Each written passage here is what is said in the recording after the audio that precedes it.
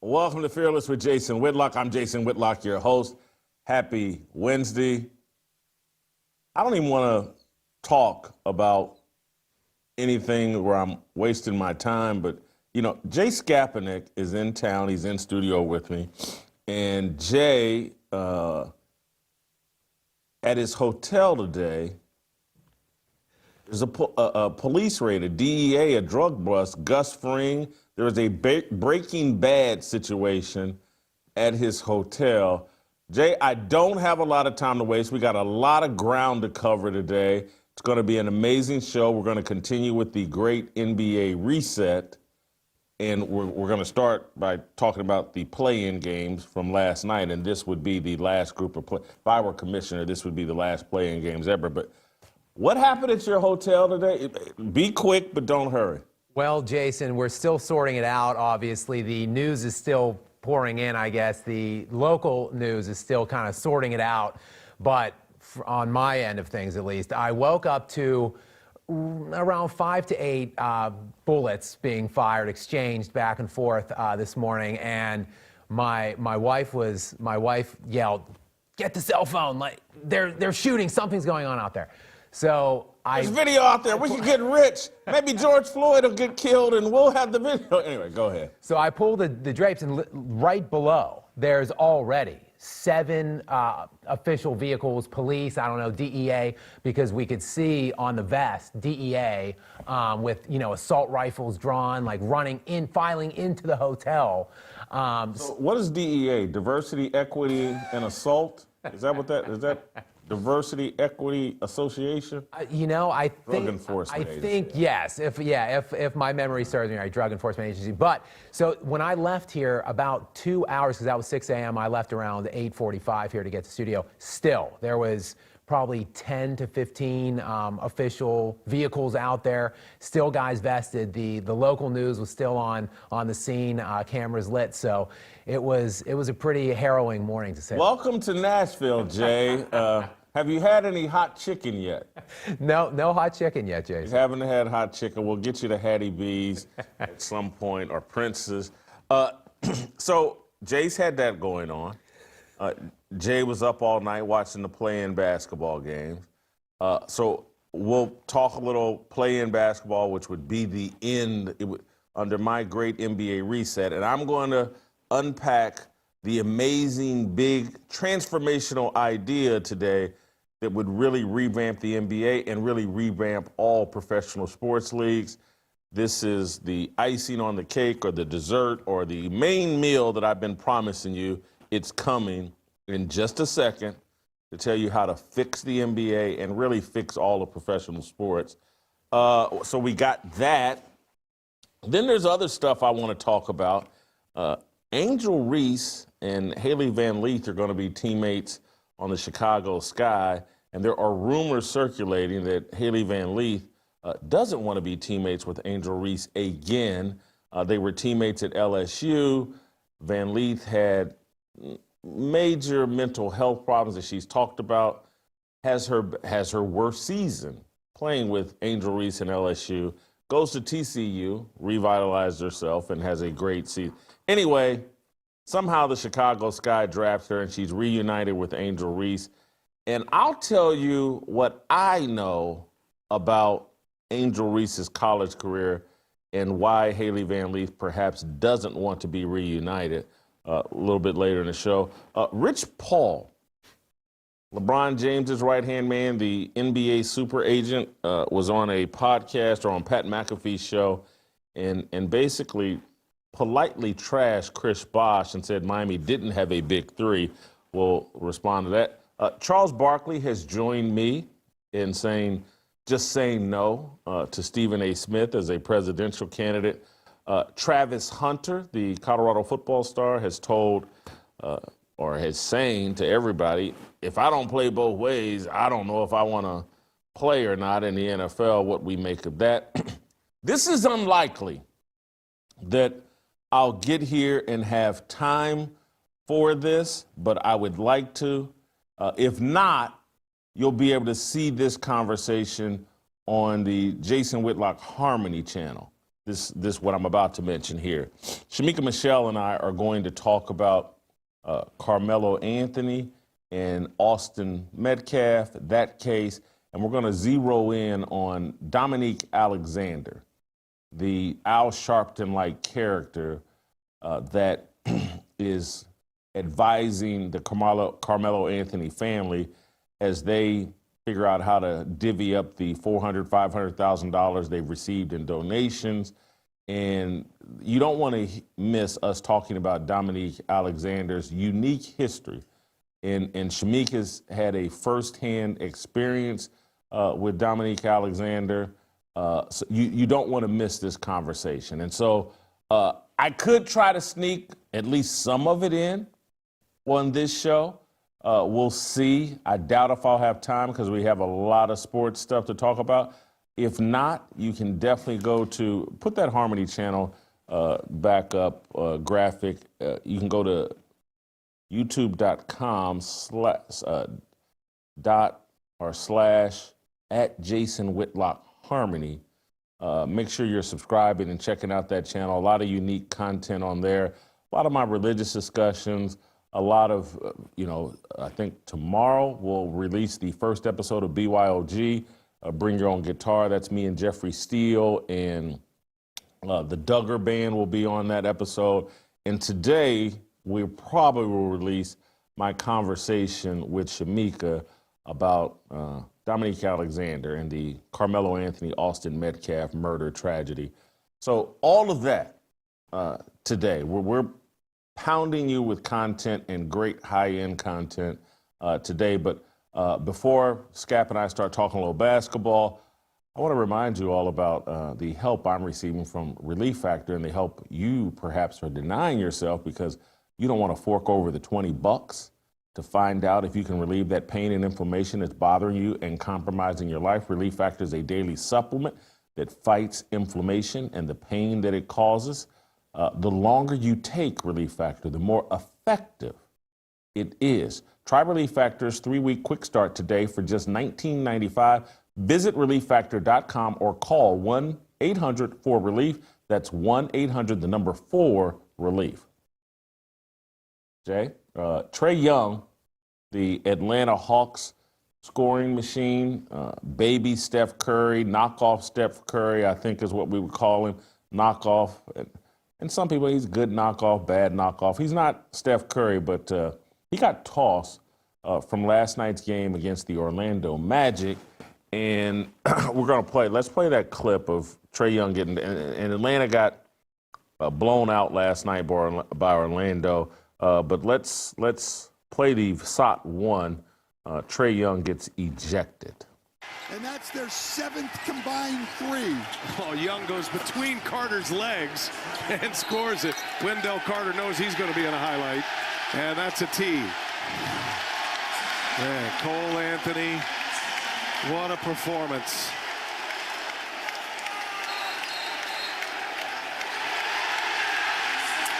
And now a second technical.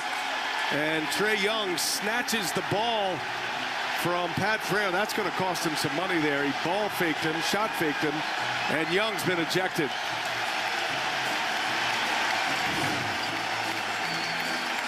Young already had one tee. Kicks the ball, prevents it from going to the official. And then refused to give it to him and got hit with a second tee, and he's out. Frustrating night all around. They're getting blown out by Orlando. Trae Young gets ejected.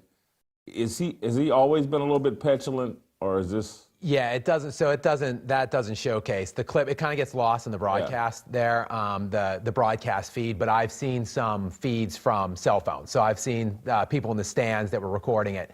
Essentially, what happens there is Trae Young, after the layup, Meaningless layup, may I add. They were getting worked at the time. It was It was a 22-point game when he made this layup. So it cut the lead to 20 late in the stages of the fourth quarter, like 4:50 left in the game. And he got the ball quickly. It went through the hoop. He threw it at the official. So that was what the initial tech was given to him for.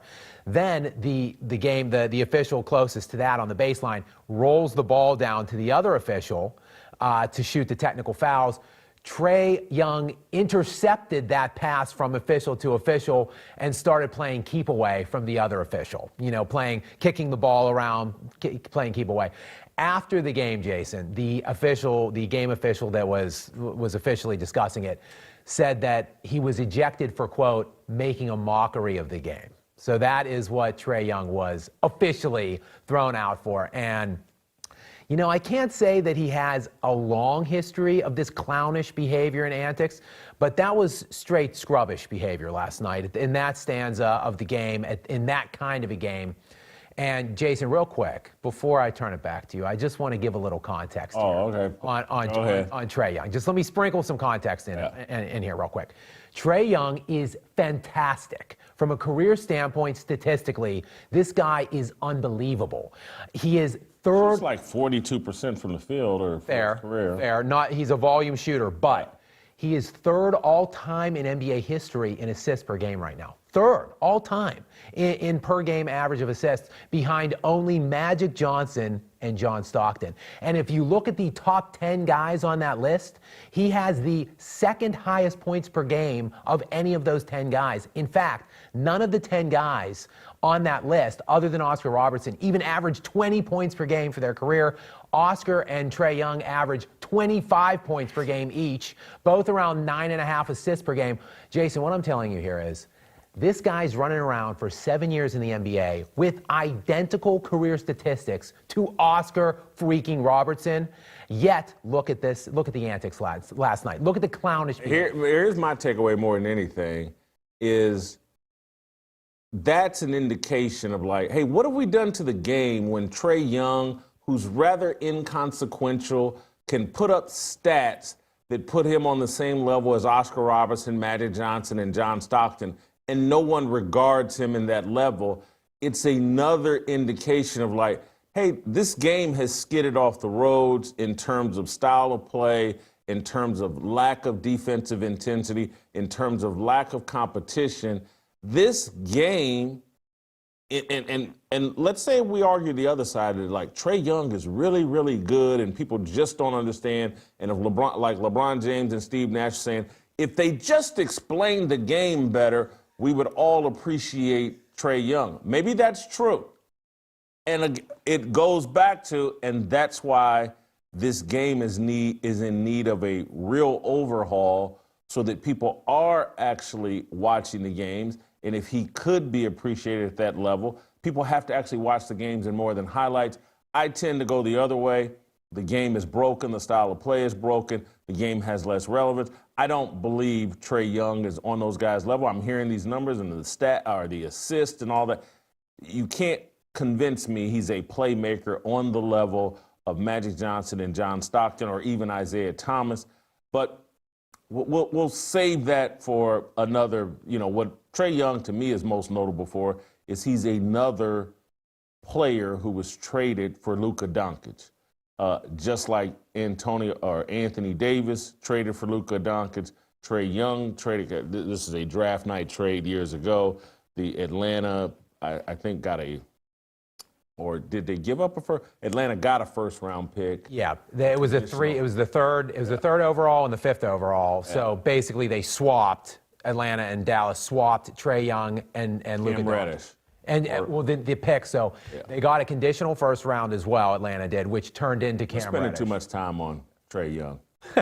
You've distracted me, because the real story coming out of that game is that Orlando is really good.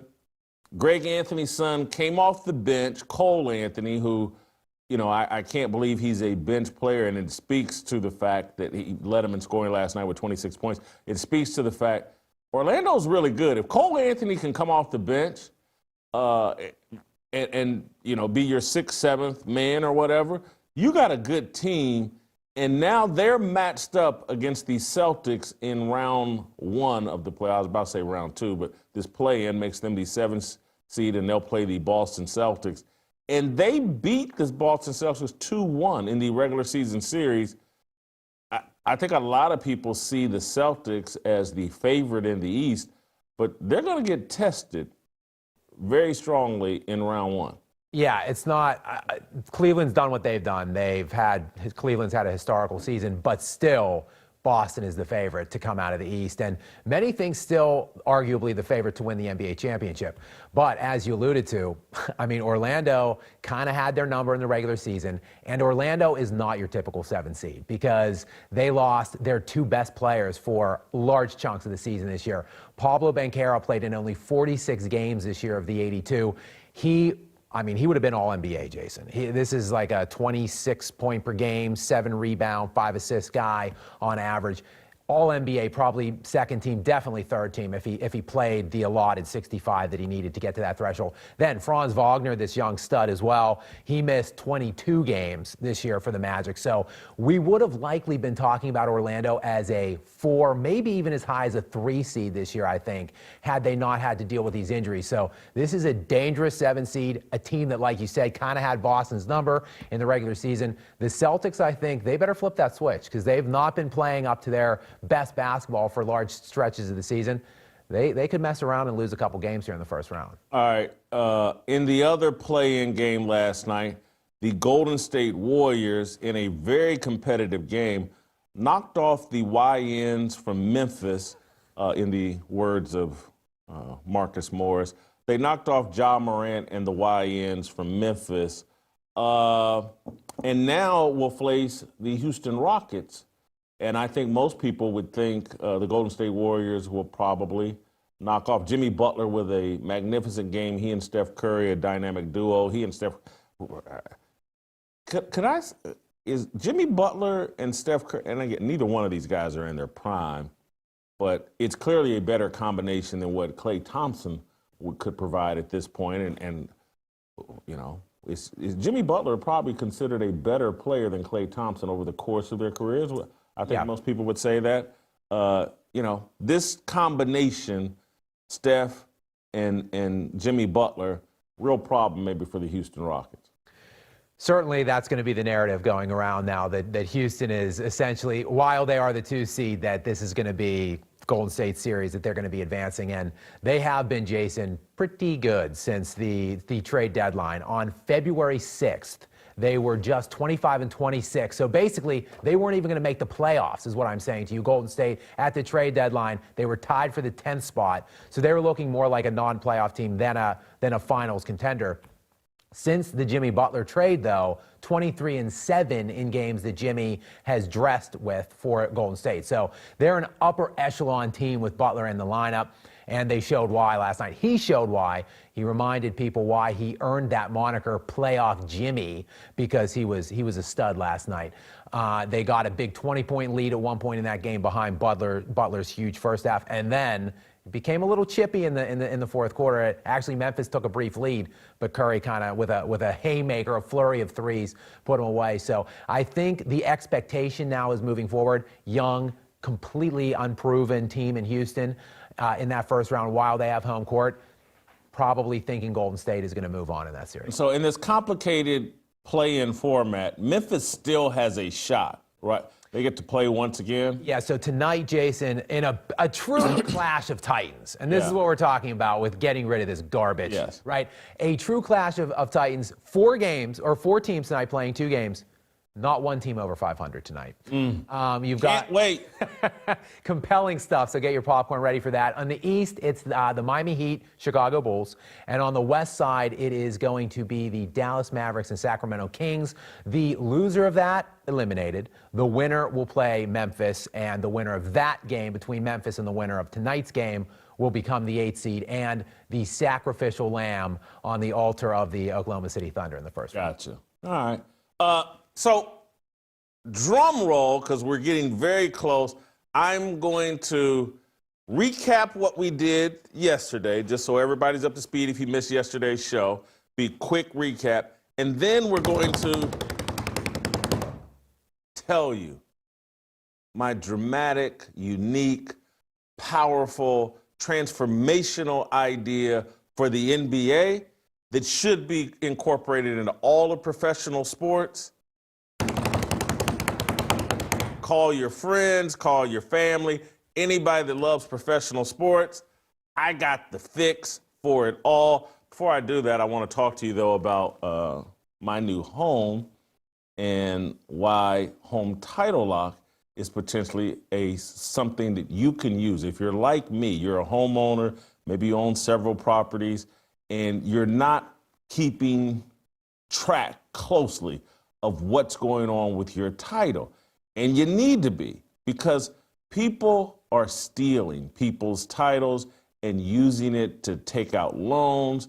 In today's AI and cyber world, scammers are stealing home titles, and your equity is the target. Here's how it works. Criminals forge your signature on one document, use a fake notary stamp, pay a small fee with your county, boom. They own your home. They transfer your title into their name. Then they take out loans using your equity or even sell your property. You won't even know it's happened until you get a collection or foreclosure notice. That's why you need to stop what you're doing and find out today if you're already a victim. Use the promo code FEARLESS at HomeTitleLock.com to make sure your title is still in your name. You'll also get a free title history report plus a free 14-day trial of their $1 million triple lock protection. That's 24/7 monitoring of your title, urgent alerts to any changes, and if fraud should happen, they'll spend up to $1 million to fix it. Go to HomeTitleLock.com right now. Use the promo code FEARLESS. That's HomeTitleLock.com, promo code FEARLESS. Jay? We're going to take a quick commercial break. They're going to tell you about Roll Call 3.0. I'm going to tell you, even before we get to this brief commercial about Roll Call, promo code 997 when you go to fearlessrollcall.com, 50% off with the promo code 997 on any of our events. I just want you here, and I'm suffering these aren't the consequences, but I'm going to foot the bill. For me, that's why we're offering you the 50% off, because I'm going to ante up, get in the game. Some of my friends are helping me out with this. Some of our sponsors are helping me out with this so that you can get to Roll Call. This is a Saturday event. Just use the promo code 997, 50% off. You can get in for $50. Some of the VIP events, including Friday night with Tucker Carlson, 50% off. Anyway, let's roll the commercial. When we come back, I'm going to tell you how to fix professional sports. Next.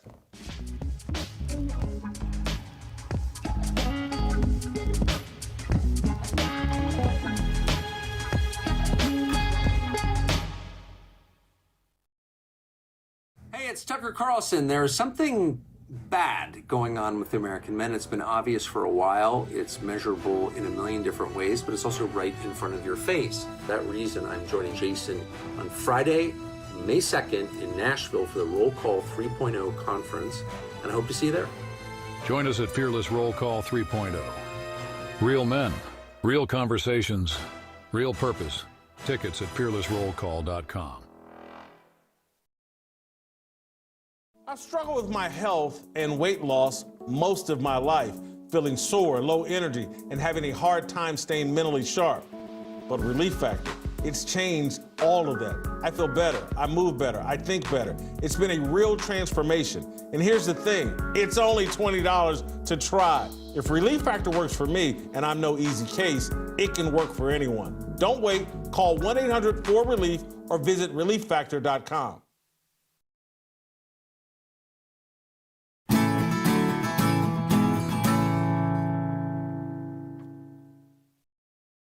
All right, welcome back. Have I filled you with anticipation? I hope that I have. I'm going to make you wait maybe 30 more seconds before I fix all of sports, send you off to your friends and family and anybody that loves sports. You'll be talking to them about, man, did you hear what Whitlock suggested? this would work in all professional sports, and it definitely would fix the NBA. But before I do that, I want to talk to you all about any time in life that you have to make a big change. It's hard. This is especially true when you're planning to buy or sell a home. That's why I'm telling you all about Glenn Beck's company, Real Estate Agents I Trust. I wish that Glenn had told me about this a couple of years ago when I bought a new home here in Nashville, Tennessee. I had a complicated process in terms of finding the right real estate agent to help me close, to find me the home that I wanted. I finally got it with Brandy, but process would have been a lot smoother and a lot quicker if I had known about Real Estate Agents I Trust. They get you with a person who's a closer, who knows the market, who knows exactly how to wrap up that deal and has figured out the whole crazy housing market. Real Estate Agents I Trust, this is a nationwide service wherever you are. If you're thinking about buying, selling your home, use Real Estate Agents I Trust. realestateagentsitrust.com, the name says it all. Go there right now, realestateagentsitrust.com. Boom, let's do it. Let me recap yesterday's show so that we're all on the same page. What I walked you through, and you should go watch yesterday's show for the full context, but what I walked you through was I want to cut the season down to 69 games. That's 1,000 and I believe 35 games. I believe right now they play 1,230 regular season games. I'm basically talking about slashing 190 games for the regular season. And you know, I walked you through why, you know, the load, take some of the load management out of it, walked you through a schedule that I think is compelling and interesting, works for fans. I walked you through the second part of my idea as it relates to the regular season. We're going to eliminate NBA All-Star Weekend, and we're going to lean into a rivalry week where teams in the Eastern Conference, 14 of those teams, are paired up with whatever Eastern Conference team is closest to them in proximity and makes sense for a 3-game best-of-3 series. You get paid one bonus for winning the series. You get paid an extra bonus if you sweep that entire series 3-0. We need to promote rivalries in the National Basketball Association. No one really thinks of rivalries. I say 14 teams out of each conference because the Celtics and the Lakers, Celtics in the East, Lakers in the West, they're going to play a rivalry across conferences, Celtics, Lakers. We have to accept these teams have the most championships, have the most history. It's a natural rivalry. They'll play a 3-game series during rivalry week, Celtics and the Lakers every year. In the West, I got like Oklahoma City matched up against Dallas.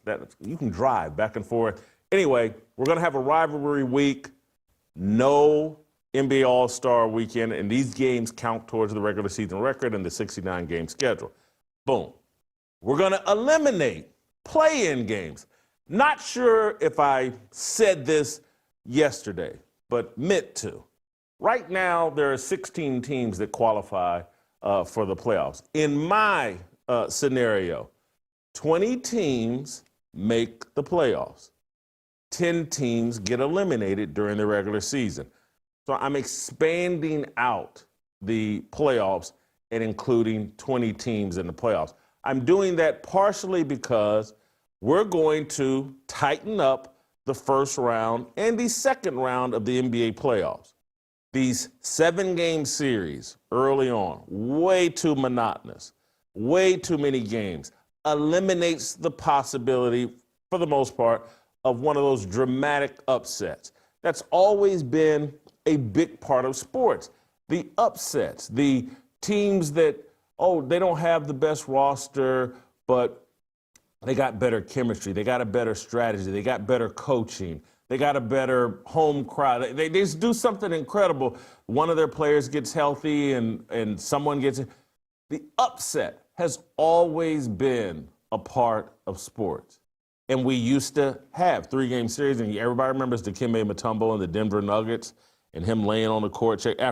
Anyway, 3-game series to start the playoffs in the first round, 5 games in the second round. This is the way things used to be.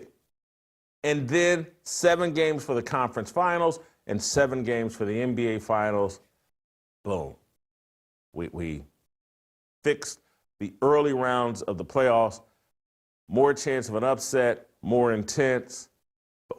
Last part of my recap from yesterday, because I talked yesterday about how to fix the regular season, and we didn't go all off into, hey, we need to change this rule, and I've heard people that tweeted at me or whatever, hey, just make dunks 3 points and all that. Well, we didn't go into any of that because there's too many threes getting shot, and everybody's coming, hey, move the three-point line back. Hey, put a cap on how many threes you can make during the game. But I'm not getting into any of that. I'm just telling you, they can figure that out on their own. What kind of defense they allow, blah, blah. They can figure that out. My other fix here. First 2 games of the NBA Finals are played at a neutral site, dome stadium, so that now you have a year-long destination, or even maybe even 3 years out. Hey, we're going to play in Orlando in 2028. We're going to play in Las Vegas in 2029. We're going to play in Chicago this year, that year. Now everybody has it on their calendars and media outlets. This is more affordable for media outlets to send people to the first 2 games at this neutral site. You can play in front of 45, 50,000 people. Now you got a Super Bowl-like event in the NBA. This is one of the great advantages of the NFL as opposed to the National Hockey League, Major League Baseball, the National Basketball Association. None of them have any Super Bowl type event. They have the World Series, they have the NBA Finals, they have the Stanley Cup Finals. They don't have a Super Bowl, this destination that everybody marks their calendar for, and people come from all over the country and sit inside some 80,000 seat stadium. They don't have that. The Final Four in college basketball has that, and it works great. It's a great marketing tool for college basketball. The NBA needs that. First 2 games of the NBA Finals, neutral site, put it in Las Vegas, put it in some city that people want to go to. Media descends, play in front of a big crowd. You can get all your messaging out. You can do all your promoting the league. And then the last 5 games go home, road, or back and forth between the 2 combatants, with the team with the best record, the highest seeded team, getting the Game 7 if it goes that far. So those are my big picture ideas from yesterday.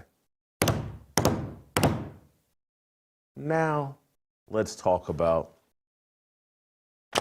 my solution, my ultimate solution. And when I say this, you're going, oh, that's crazy. What are you talking about, Whitlock? You can't know. You're undermining the sport. You're undermining the credibility of the league. No, I'm not. I'm acknowledging what this is, what sports are. It's a TV show. That's all this is. This isn't me saying something new. You can go back to my days at Fox Sports when I was hosting Speak for Yourself. And I used to tell the athletes and the people that come on the show, hey, when you're talking about these sports leagues and sports teams, you got to remember, this is just a TV show. It's MASH. It's The Cosby Show. It's Martin Lawrence. What was Martin Lawrence's show called? Was it just called Martin? Yeah, Martin. Yeah. It's just a TV show. It's Happy Days. It's Good Times. And I'm not suggesting that it become scripted like that and manipulated, but some people argue that it is, that the refs are in control, but I'm not doing that. I'm just saying, look, this is a reality TV show. This is Desperate Housewives.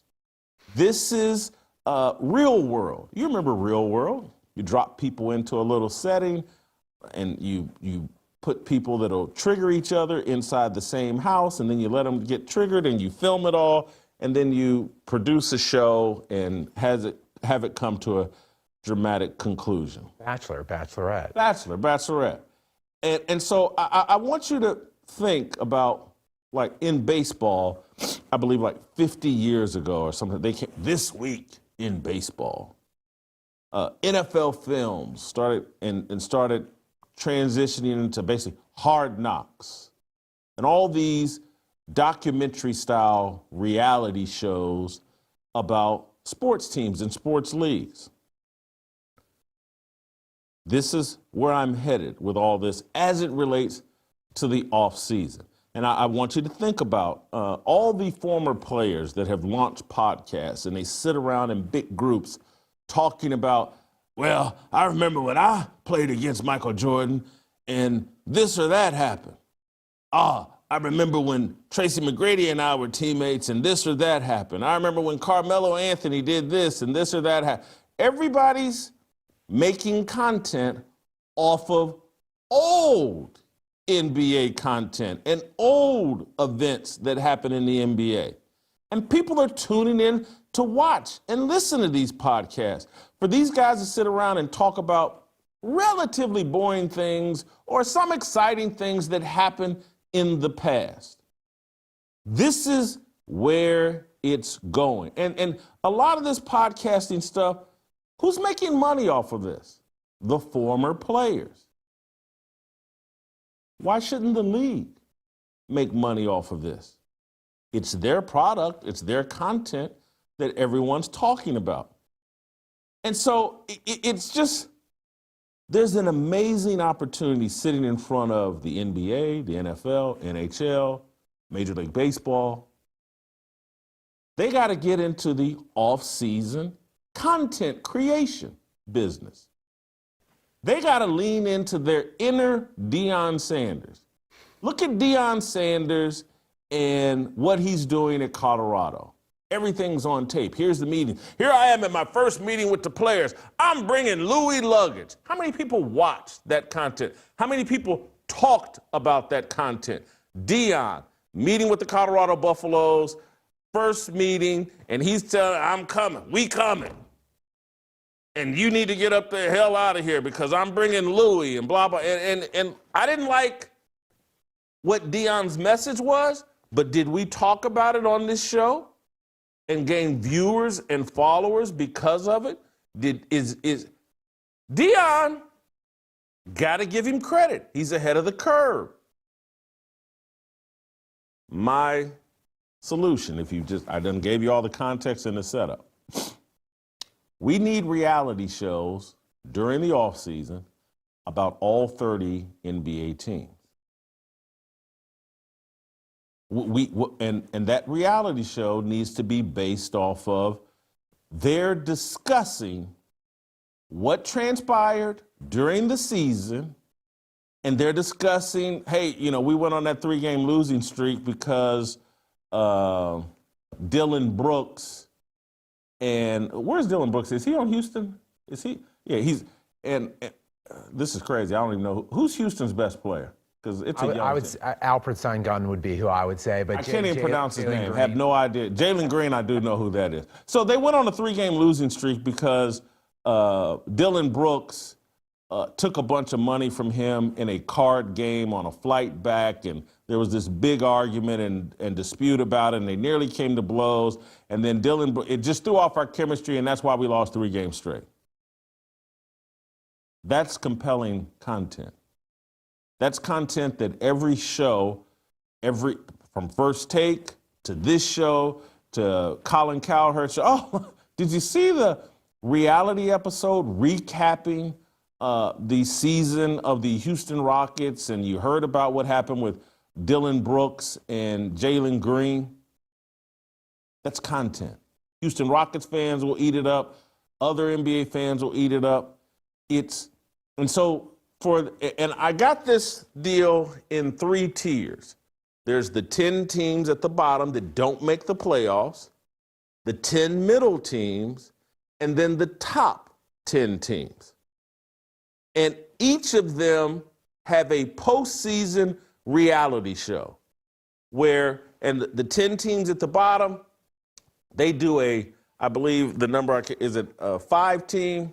Yeah, a 5-episode deal about their season. The first 4 episodes are the coaches and players and key local media discussing what went on during the season. I'm sorry, former players as well. For Houston Rocket greats get to participate because they follow the team and they get to come in and give expert witness. Well, so-and-so said this happened, and then they might say, well, you know, that happened to us in 1987 too, and blah, blah, blah. But they have a discussion about the season. And it becomes a reality show, a docu-series, the Hard Knocks Houston Rockets or whatever you want to call it. And then in the final conclusion episode, the current players all get to give their closing summation. Maybe it's 5 minutes apiece, or you know, the bottom guys at the end of the roster, they get 3 or 4 minutes. They didn't play a huge role, but it's the top 12 players on their team. I know these teams can carry 15, but the league, the executives, the general manager, president, they'll decide who their top 12 players are, and they all participate in this show. And so we get to the final concluding episode number 5 of the bottom 10 teams. Players come in and give closing arguments about themselves and what transpired in the season. Guys at the bottom probably get like 2-3 minutes to talk. Everybody, you know, let's say the top 7-8 players, they get 5 minutes to talk. And then when this is all over, everybody's giving their closing arguments, your season ticket holders are in the arena for these closing arguments in the final episode. Your season ticket holders. So let's say it's the Houston Rockets and they got 12,000 season ticket holders. They can all buy a ticket to come into the arena, listen to the closing arguments. They will have watched the previous 4 episodes. And so your 12, 13, 14,000 season ticket holders, they're in the arena listening to the closing arguments. You invite the 10 to 20 media people that cover the team regularly. They're in there for the closing arguments. The former players, the Houston Rockets, you got 5 years of service or 4 years of service with that team. Now you can come into the arena. And then those 12, 13, 14,000 season ticket holders, 20 or so media people, maybe 10 former players, they all have one vote. And they all sit and rank the players 1 to 12 on their importance to the season. And so whoever gets ranked number 1, I'm going to move away from the Houston Rockets because I don't know their roster. I'm going to move to the Lakers because I know a bit more about their roster. So we're in Los Angeles. There's 14,000 season ticket holders. There's 20 members of the media. There's 10 all-time Laker greats, James Worthy, Magic Johnson, Norm Nixon, Michael Cooper, AC Green. They're all sitting in there. They all got votes, and they rank the guys 1 to 12 on their importance to that season, their behavior during that season. You come up with a final ranking. The guy that ranks number 1 gets a huge bonus. And under where's my list here so I can make sure I count this off correctly. I'm not holding the right one. This is the one where it starts off. Yeah, here we go. I got it. I got the right graphic. Complete financial breakdown, regular season salaries. And so I told you all yesterday, let's call up the graphic, complete financial breakdown, regular season salaries. I told you all yesterday that the NBA this year basically will allot $4.5 billion towards player salaries. And I said yesterday, what we want to do is redirect about $2 billion of those dollars towards end of the season cash bonus payouts. We're still going to pay these guys $4.5 billion, but we're just going to do it differently. They're going to get a regular season salary. Let's say for the Lakers, LeBron James is going to make $20 million just for participating in the season.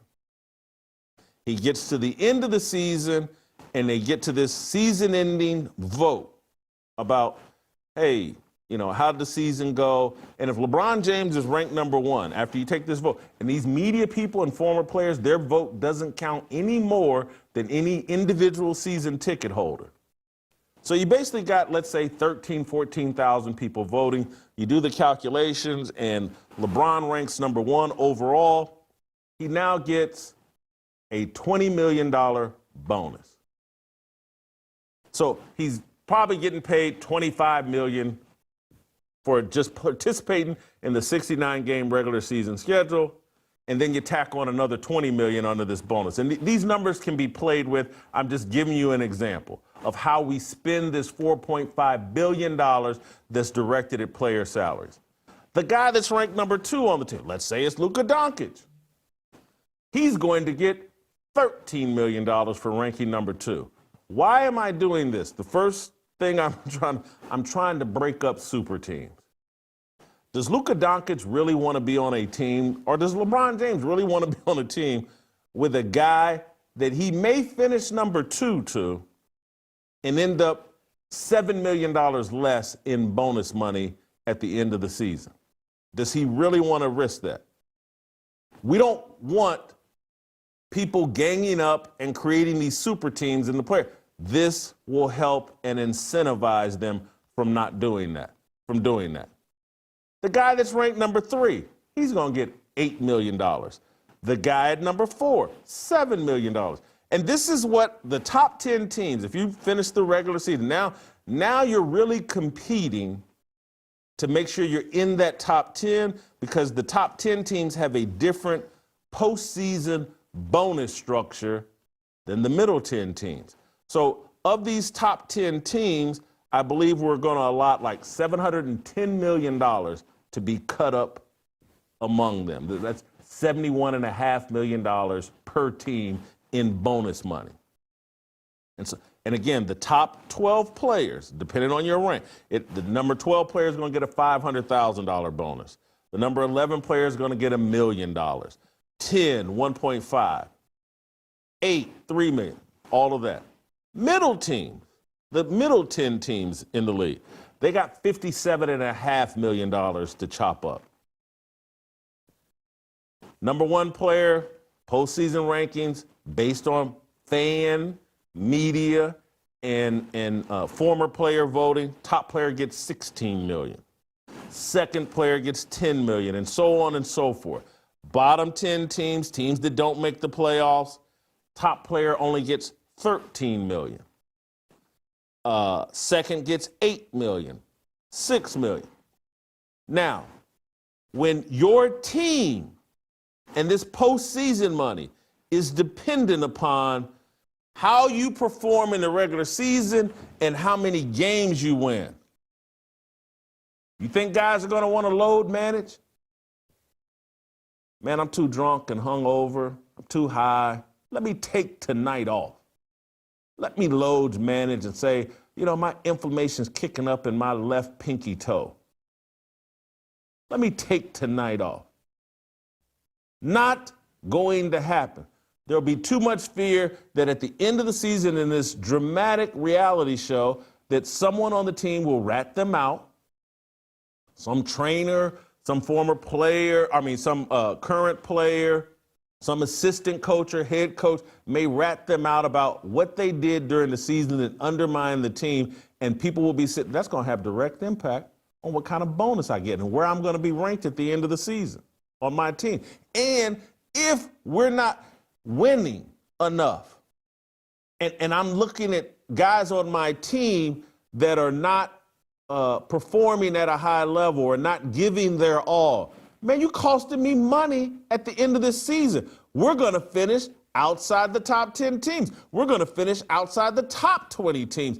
We're going to have less money to cut up at the end of this season.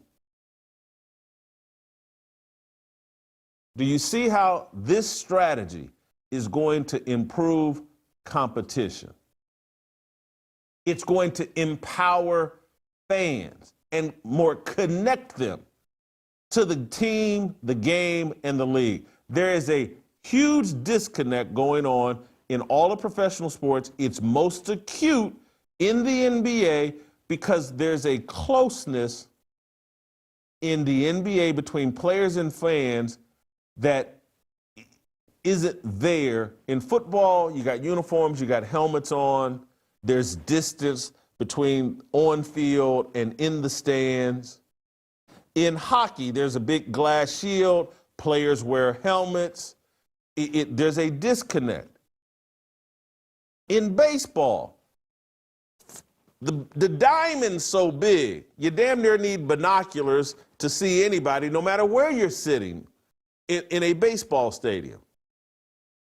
There's a disconnect. In basketball, many of the fans sit courtside in them first 3, 4, 5, 6 rows. Players don't wear helmets. You can see them. You can hear them. There's an intimacy there. What is familiarity breeds contempt.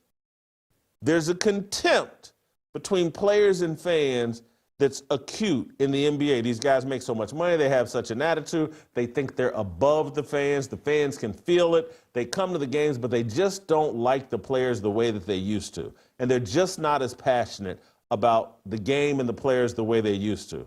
You give the fans a little power and a little leverage of, oh, okay, you want to do that? You want to not show up for games? You want to do dumb stuff during the game? You want to get kicked out of games and Draymond Green and cost us an NBA Finals? Oh, okay.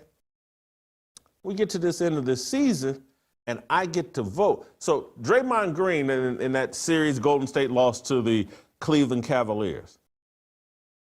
He was a hell of a player back then, but he did something dumb that cost them the NBA Finals. And so he might have been the 3rd or 4th ranked player on that Golden State team, but maybe those fans were so upset over the dumb thing that he did, he ends up getting ranked 8th on a championship team or a championship runner-up team. And so he ends up, instead of a $7, $8 million bonus at the end of the year, he ends up with $3 million. I don't care how much money these guys make. You take $5 million away from them because they did something dumb, they're less likely to do something dumb. Then their egos click in. And it's like, oh, I went from being the 3rd most important player to now they're saying I'm the 8th or the 7th. Now I'm motivated to be a good teammate. Now I'm motivated to show up every night in shape, ready to go, not drunk, high, and hungover, not wanting to be lackadaisical, because my ego and my bank account are tied to it. And now that fans have a little bit of leverage and power, now the players are motivated to treat the fans better, and we can restore some of the affection and the affinity between players and fans that is being removed.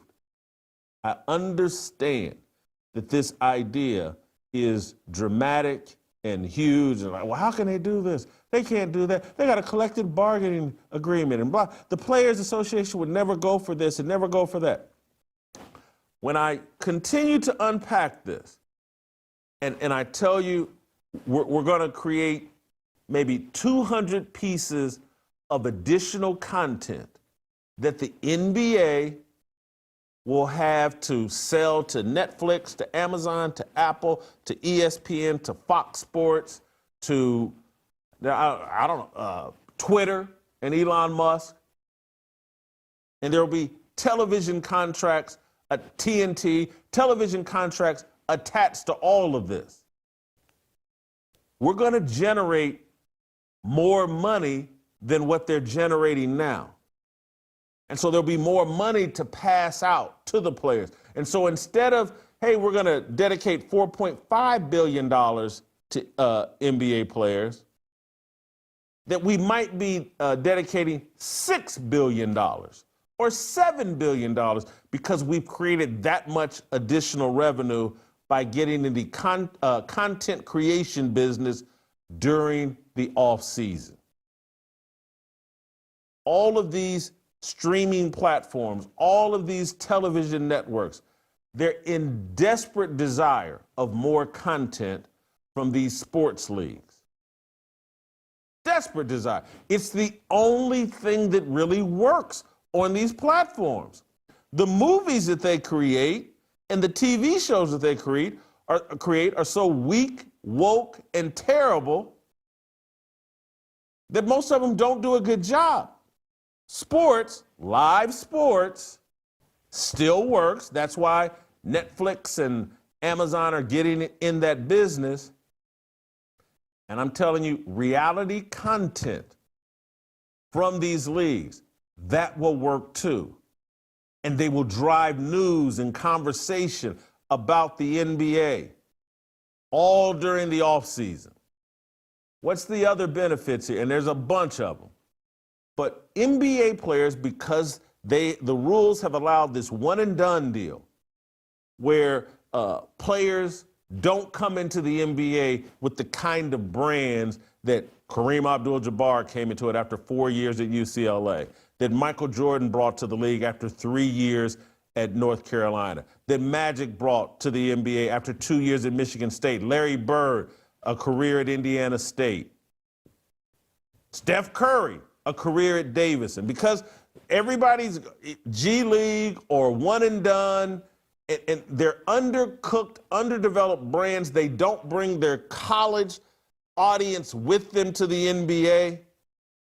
These players, and I know they're making monopoly money and they're making so much money, and they're making that money off the work that the previous generation did. They haven't driven up the values of these teams and the values of these TV networks. Nostalgia for what the league used to be is driving all this money because these players are underdeveloped brands.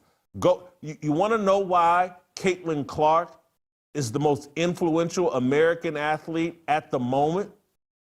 She got developed at Iowa and through college sports, and that's why she can drive ticket sales and merchandise sales everywhere she shows up.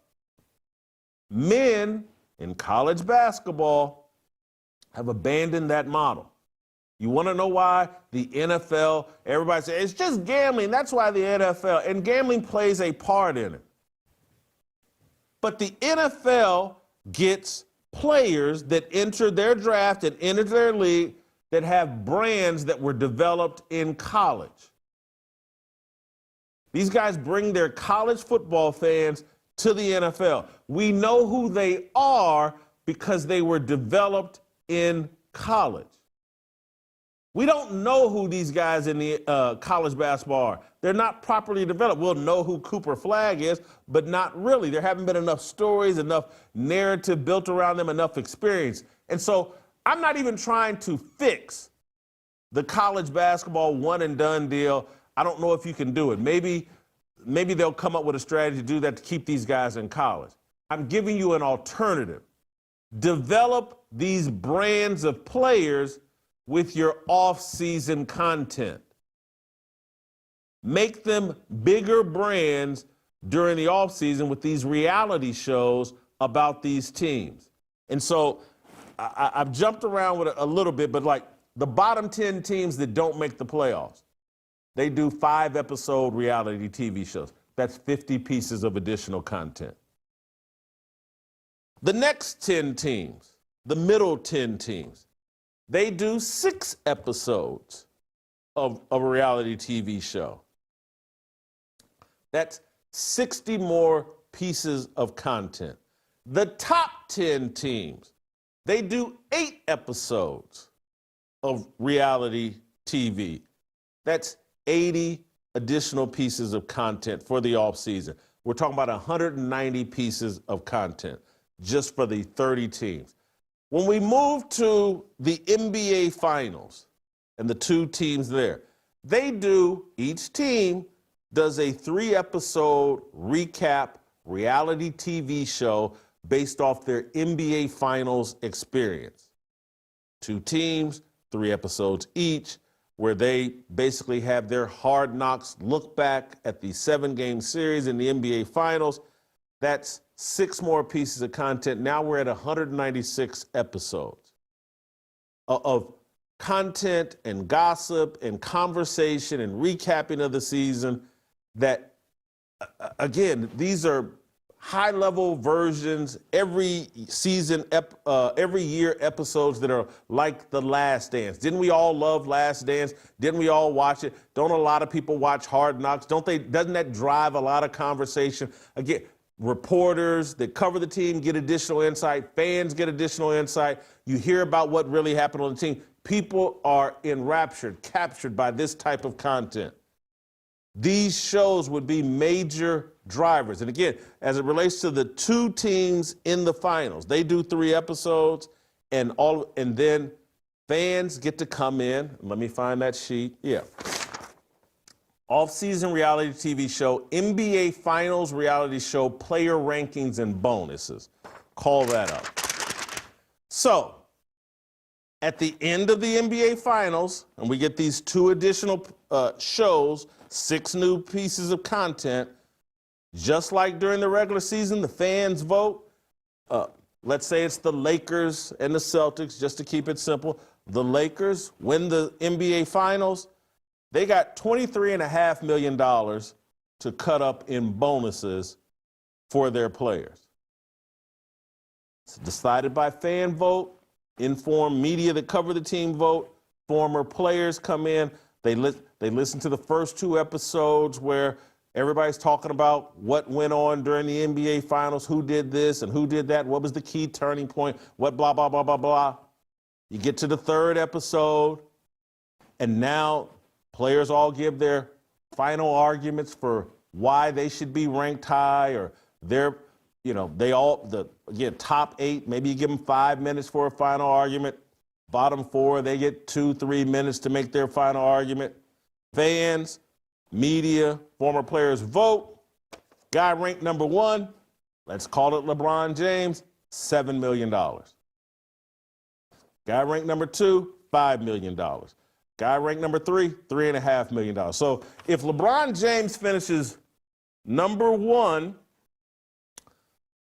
during the regular season, he gets 20. If he finishes number 1 when they win the championship, he gets an additional 7. And let's say during the regular season, he's guaranteed, he gets a contract for $25 million. 25 plus 20 plus 7, I believe that's $52 million, and I'm not a math major. But this is how you pay these players astronomical money, but you incentivize them to actually compete, actually to care about winning. So let's say you finish runner-up. And so the champion gets $23.5 million to split up. The runner-up gets $13.75 million. This is just on my strategy. They get $13 million to cut up. So you're competing in the NBA Finals, and the pay difference per team is about $10 million. The winning team gets an extra $10 million to share among the players.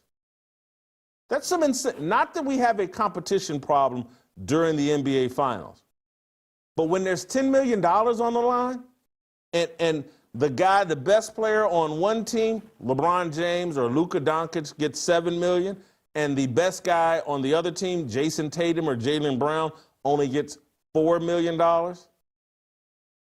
Now we've engaged these guys in real competition. Now we've incentivized them to really care and to maybe get physical with each other.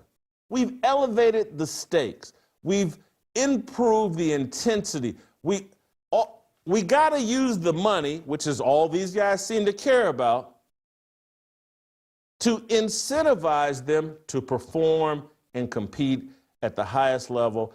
And then we have to use the dispersal of money, which is all the players care about, and connect it to the fans in the arena. Now the fans are more passionate. Now they feel more empowered. Now they feel more connected to the game. You do these types of things, and I got other additional things, but I want to stop for just a moment before I unpack some of this other stuff. But you take these types of steps. You fix the NBA's domestic problem, and they have a domestic problem. People here in the United States don't think it's an America First league. People here in the United States justifiably think all these guys really care about is China. How do we get them to care about us here in America? You empower the fans. You give them a little stake in the game. You give them a tool that they can use to incentivize the players to care about them, to treat them respectfully, for them to tolerate fans being fans. Because they want to eliminate fans being fans. Fans can't yell at us. There's a line they cross. I feel disrespected. We got to eliminate that. We got to let fans be fans and what they've been for 120 years in this country. They throw tomatoes at bad performers, actors, athletes, whatever. And again, I'm not talking about them throwing tomatoes. I'm talking about they get to troll athletes. That's part of being a fan. It's kind of fun. And people need to toughen up. I'm not saying they need to be profane with them, but these guys complain about damn near everything. Because I used to be a passionate idiot fan. And I used to love to yell things from my seats in the arena. That's part of the fun of being a fan. And they're trying to eliminate that because they want their butts kissed 24/7. That's not how sports works. You remove the fanatics and you're eliminating the root of being a fan. And so we empower the fans just a little bit. And now we've fixed our domestic problem. We return some of the passion and some of the affinity for sports and American athletes. And they can still go chase the international TV contracts and all that other stuff, but American fans should matter more than fans in China. And right now, they don't. These ideas that I'm talking about fixes that. I know that everybody right now, oh, they can't do that. There's a CBA. You can't. Don't tell me what you can and cannot do. This is the whole problem with the emasculation of American culture. Let me tell you what you would be doing in 1905. Man can't build a plane that flies. Man can't fly. You can't do that. And man said, yes, we can. Just give me enough time. I'm going to figure it out. I'm going to make it happen. But because we now live in this emasculated society, men, oh, well, you can't do that. That's not safe. You can't do that. No one will go along with it. You can't free the slaves. People will be too upset. The whole Southern economy is based on that. You can't do. This used to be a can-do society. We've emasculated it, turned it over to the betas and women, and all anyone wants to focus on is why you can't. And so that's what happens when, again, the matriarchal culture, the emasculation of men, this is all antithetical to a Christian worldview. Because when Christ is in your life,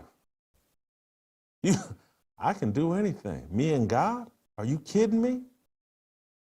And so if you want to eliminate the victimhood mentality, the entitled mentality, the, oh, I can't do this or that, and so-and-so's holding me back, it all goes away once you have a biblical worldview. And all you think about is what you can do. And the impossible becomes very possible. And that's how you innovate and improve things. That's how you can get a man that's in New York all the way to Los Angeles in 4 hours, because the Wright brothers are like, no, we can fly, and we're going to figure it out, and we're going to take the risk, and if we die in an airplane crash trying to do it, so be it. Someone else will pick up where we left off. These things can be done. And so hearing from people for all, oh, you can't do it, they never agree. Don't you? And, we have problems in place because the NBA Players Association, this group of matriarchal idiots, have put a woman in charge of their union. I believe her name is Michelle Roberts, or maybe she's already been run and replaced by another woman. Men, particularly those that believe in Jesus Christ, need to take back control of the sports world like we used to have control of it. Young Men's Christian Association. I'm just speaking facts to you, historical facts that you've never thought of. But the Young Men's Christian Association, the YMCA, organized sports in the late 1800s globally. Now that the secular crowd has overtaken sports, we can't do that. What we can do, we can paint up the courts and make it look like NBA 2K. We can come up with a play-in game and an in-season tournament, and we can drop to our knees and beg LeBron and these guys to play hard during the All-Star game. We can't institute any real change. We can't institute any solutions. We just can't do it. Yes, we can.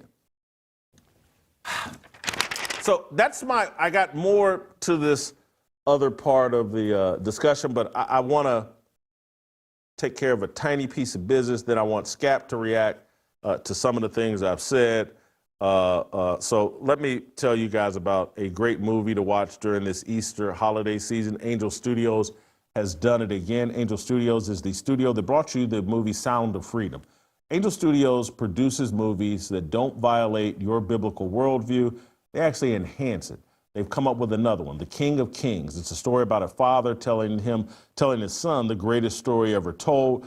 What begins as a bedtime tale becomes a life-changing journey. Through vivid imagination, the boy walks alongside Jesus Christ, witnessing his miracles, facing his trials, and understanding his ultimate sacrifice. The King of Kings invites us to rediscover the enduring power of hope, love, and redemption through the eyes of a child. This film has a high-profile cast of voices: Oscar Isaac, Pierce Brosnan, Ben Kingsley, Uma Thurman, Forrest Whitaker, just to name a few. There's also beautiful animation, and it is the perfect film to enjoy with your family this Easter. I encourage you to see The King of Kings in theaters right now. Get your tickets today at angel.com/Jason. That's angel.com/Jason. I got to catch my breath and get something else to drink here because that was a very passionate 1 hour. We're going to take a short break, tell you a little bit more about Roll Call. Make sure you use the promo code 997 when you go to fearlessrollcall.com and you get tickets, 50% off all tickets, promo code 997. We'll take a quick break and we'll come back with Jay Skapinac.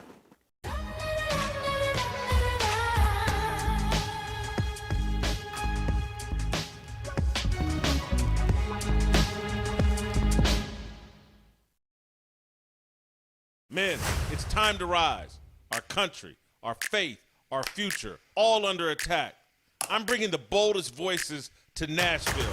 Roll Call 3.0 is your call to action. Join me, join Tucker, and let's take a stand together. May 2nd and 3rd in Nashville. I am Jason Whitlock, your host. Went without so that he could give you an abundant life. Young men shall utterly fall. Jason, I know you called us to preach off, but I feel like preaching up in here right about now.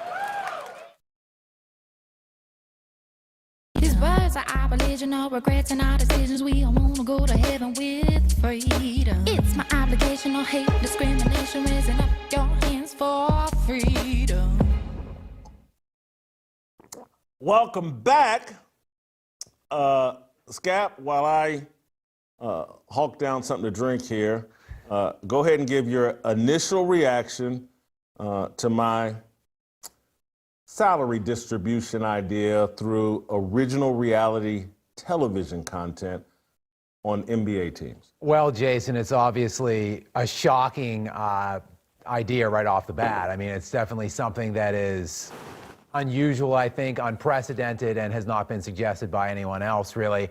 There's a lot to unpack. First of all, to your point, it's not necessarily that outlandish, though, when you think about the trajectory, where the leagues have been going with their programming, their original programming. You mentioned The Last Dance, but do you really remember how incredible that docuseries was at the time, how groundbreaking it was? It was during COVID. Nobody had anything else to watch. People were hanging on every episode of this Last Dance. I believe it crashed Netflix at one point because it was so desired, so sought after. So many people were tuning into this thing.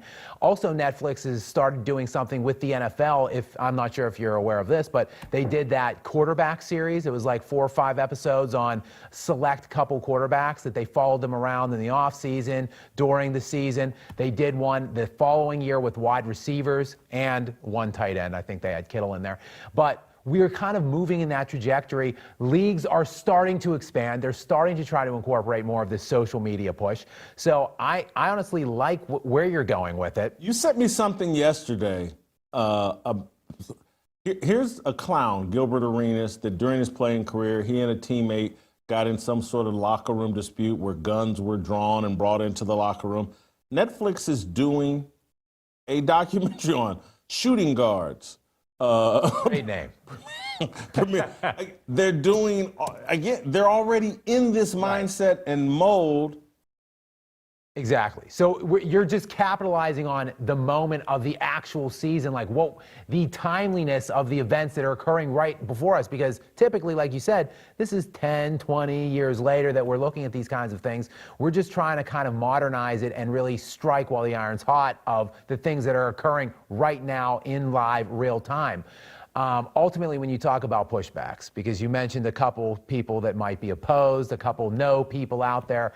I mean, the ultimate thing that we have to look at is money. That is the bottom line. It's the driver. And speaking of money and speaking of players and their money, Jason, did you know that the salary cap this year is $140 million roughly? That's before the tax. I think it's 154 million. It's going up to 154. It's going up 15% next year to 154 million. Gotcha. And why is that, Jason? Because of the TV contract that the NBA just signed, 11 years, $76 billion.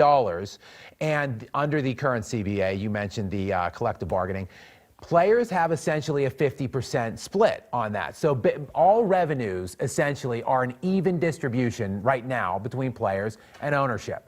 So that's why their cap is going up 15%, because they're being rewarded and getting a major piece of this pie, the 11 for 76 bill.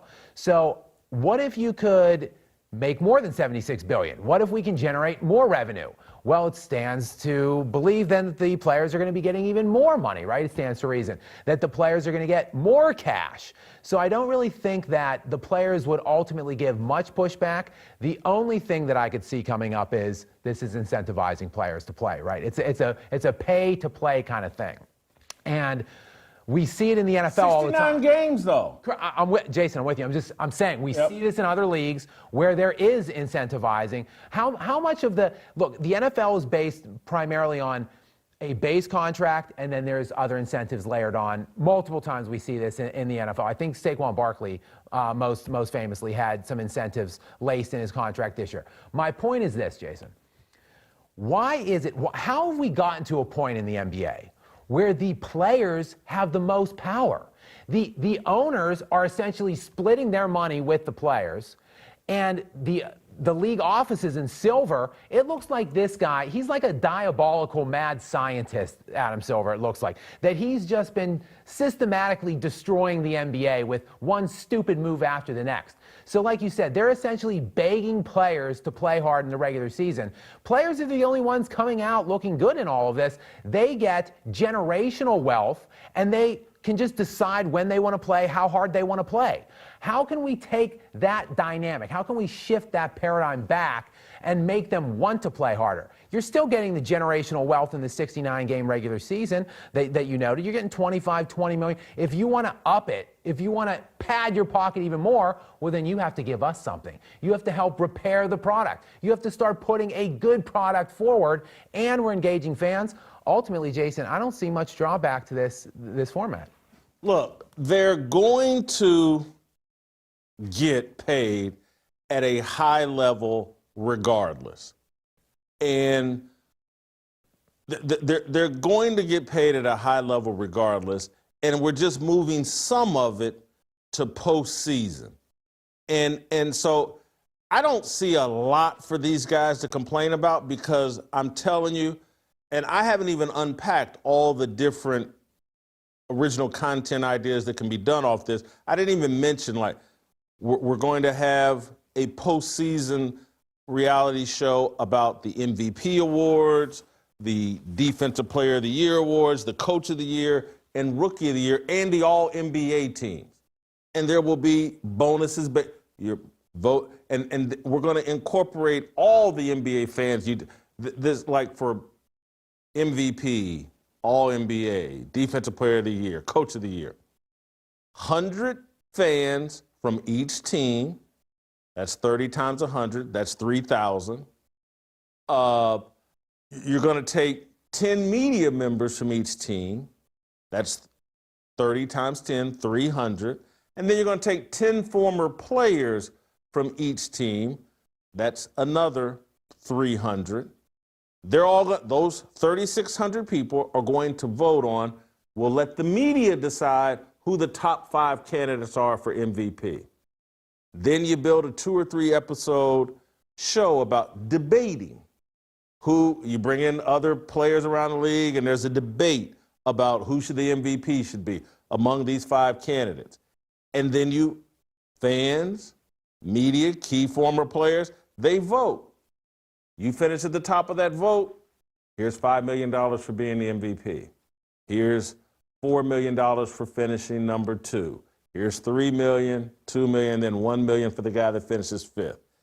You don't give as much money for Rookie of the Year and things like that. Maybe the top rookie gets $1 million, blah, blah, blah.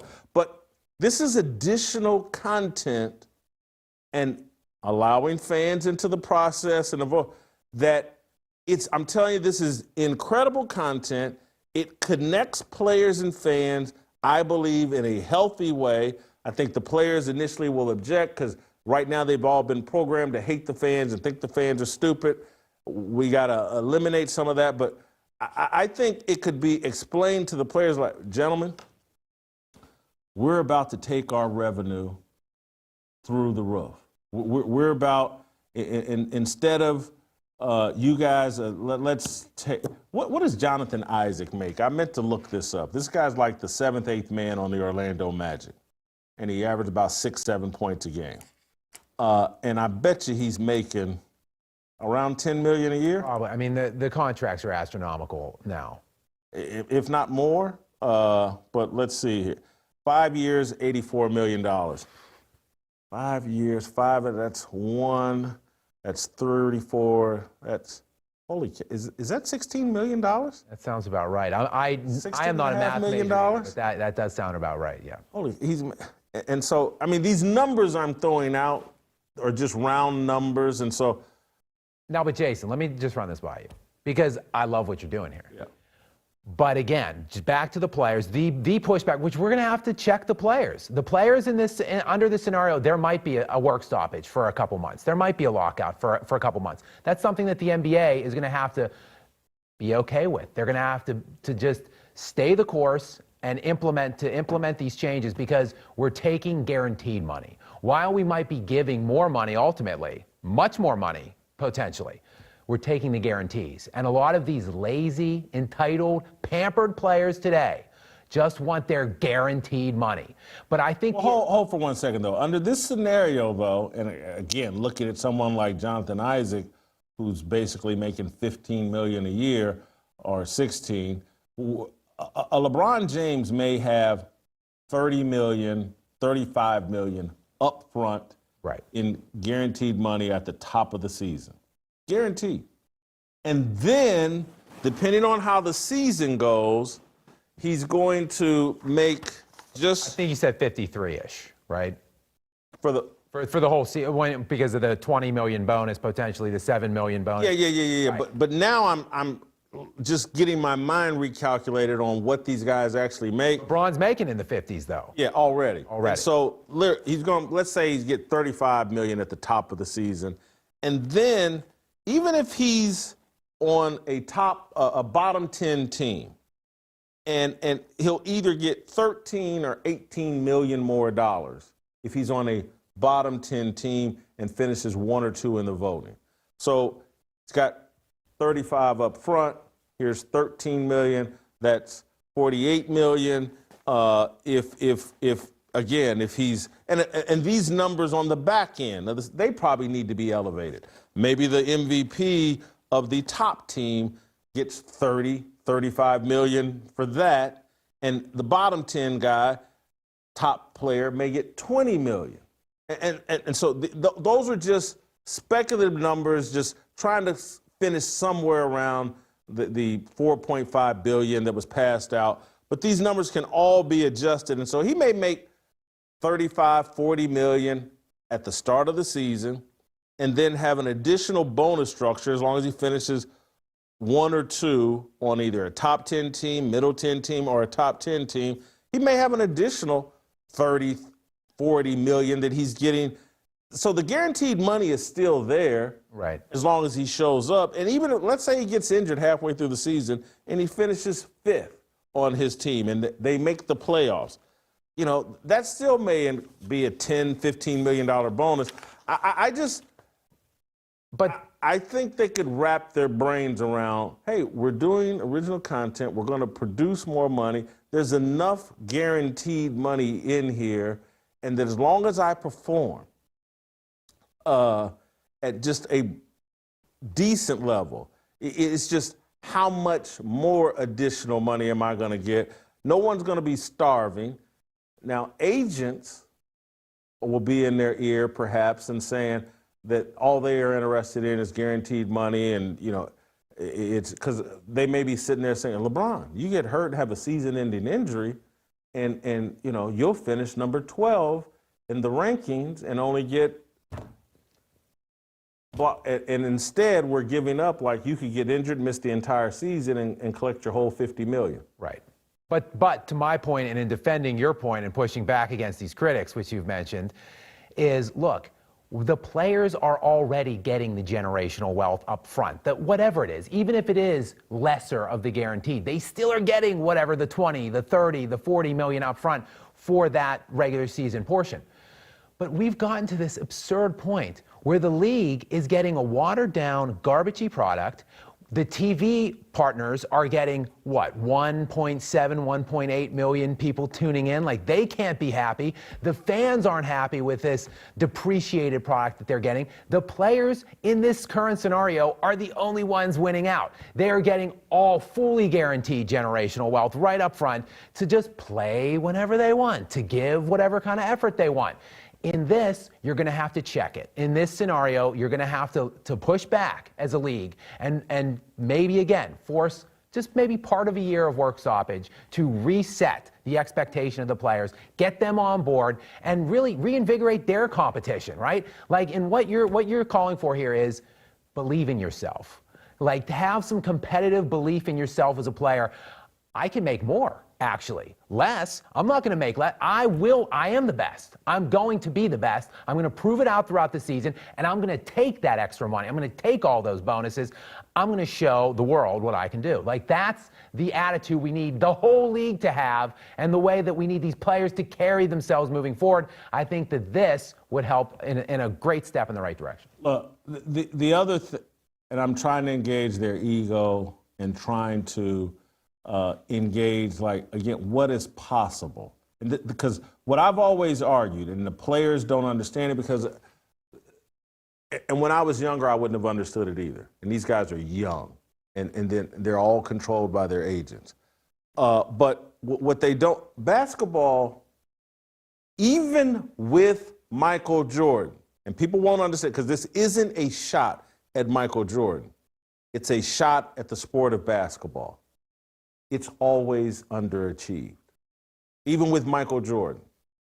There's no way if you really understand American culture, if you really understand television, it makes no sense for basketball to be less popular than football. I've explained this before on the show. 90 8% of all Americans above the age of 16 have touched and shot a basketball. 75% of them, 50% of them, particularly now that women do more in gym class than they ever used to do, 50, 60% of them have played a basketball game. So they understand basketball. How many people have played football and understand it? 15% of America? Most people watching football have no idea what they're watching. They've never played it. They don't understand it. They don't understand how it operates. It just, baseball. Maybe people have swung a bat. Maybe they played a little bit, but it requires, to play a real baseball, you got to have 9. We used to play 4-on-4 or 5-on-5 baseball in the apartment complex I grew up in or whatever. But to really play baseball, you need 18 people. It's just not as accessible. Basketball, everybody has played it. Everybody understands the concept of it. It makes no sense that it's not more popular than football. The reason why is because basketball has done a poor job of managing its game, promoting its game, marketing its game in comparison to football. And so I'm telling you, all the money that the NFL is generating, let's say it generates $70 billion a year or $60 billion. I'm not sure what the number is. I think the NBA generates around $15 to $18 billion a year. If done properly, basketball is capable of generating $60 billion a year. It's every kid, and now even women to some degree, they're all into basketball shoes. They're carrying around the NBA brand on their shoes and they don't even realize they know it. They're walking around every day. Basketball should be far more popular, but it's so poorly run and its aspirations are so low, in my opinion, other than they have these global aspirations. But it's like anything else. If you're not dominant at home, it's hard to be dominant internationally. And I get the NBA has made progress internationally. It's more of an international game. And it's all because globally basketball is easier for every human on the planet to understand. It's underachieving here in America. And these ideas that I'm talking about are about reaching basketball's full potential. This game is very accessible and understandable for everybody. But it's so now disconnected from winning and people believing like, hey, these guys really care about winning. It's so far disconnected from competition. People love to watch men compete. They're starting and growing to love with their passion to see women compete. You remove the belief that there's competition. They've done that with the NBA All-Star Game. They've certainly done it with the regular season for years. A little bit's creeping into the playoff format because of these 7-game series early on. They've undermined the belief that this is a true competition and not a group of friends doing a WWE work. That these ideas that I'm talking about, this suggestion that I'm talking about, is about restoring competition, incentivizing the players to really compete, incentivizing the players to have a better relationship with the fans, re-engaging, reattaching fans to their affinity for these athletes, while the athletes and the leagues continue to get richer and richer. And my reluctance in unpacking this idea is like, do I really want to help these guys? Do I really want to help them get richer and more powerful? Because, I'm not sure if I even like these guys. And, most of them are a bunch of tall idiots. And they're puppet masters. But at the end of the day, I love sports and I love competition. Basketball was my first love. My dad, when I was growing up, taking me and my brother to see the Pacers at the Indiana Fairgrounds when they were in the ABA and early years of the NBA. And I'm telling you, I was a Pacer nut job. Used to call talk radio shows and know the team ins and outs. and they removed him. Anyway, I've rambled. React to any of that I said, or take us a new direction? Or... Well, I mean, just to your point, and we talked about it yesterday, we are labeled either old heads or haters, various titles that are thrown our way because we talk, disparagingly about the NBA often. But that is because we have a passion. We're rooted. The animosity we feel for the league is rooted in love for the NBA and for the product and just for the sport of basketball. We want to help try to repair it and bring it back to its former great heights. And, I just want to say that it is somewhat a generational issue, I think, involved, and it's the players and the outlook that they have on the game. You talked about restoring competition, about reinvigorating the players' desire to win. I mean, it just seemed like that was incumbent with all of the great players that play in the NBA throughout the dawn of time until this most recent era. Unfortunately, they're too wrapped up with the money and the celebrity. So what you're doing is enhancing their celebrity with this. You're giving them a bigger spotlight on them in these post-season shows and making them social media stars. And you're lining their pockets with more money. So you're really playing to the vanity of the celebrity angle for these players and the money. I don't see why ultimately anyone would push back on this. Everybody's winning. The TV partners are getting better product, more things to show than in the offseason. The game is better. It's more competitive. The fans are enjoying it. They're more engaged. What is there to complain about under this model ultimately? Nothing for fans, and I don't think not much for the players. TV partners, I'm telling you, I'm delivering you awesome off-season content. You know how much better, who's the worst team in the NBA this year? You can make an argument. I would say probably Utah. Charlotte, yeah. Utah, Charlotte. 5 episodes of what transpired during their season. If you think that wouldn't draw better ratings than Around the Horn or even First Take or any of this other garbage that gets put on these shows, you think that wouldn't... Who's Utah's best player? What to say? I don't even. Quinn Snyder. I could say. I know he's the coach of the Atlanta Hawks. I could say you got LaMelo Ball floating around Charlotte, or LaMelo Ball. Yeah. Whenever he plays. Yeah. All right. So hearing all the gossip and inside details on LaMelo Ball and Lauri Markkanen in Utah. Yeah. Hearing all that, that would drive news about what transpired in their terrible season, and it would do better ratings than the garbage that's put on these sports TV networks. It would draw more clicks and subscriptions on Amazon or Netflix than a lot of the garbage that no one wants to watch that Netflix and these guys are producing. And then when you start talking about the top teams that really matter and their stars, you're talking about big numbers.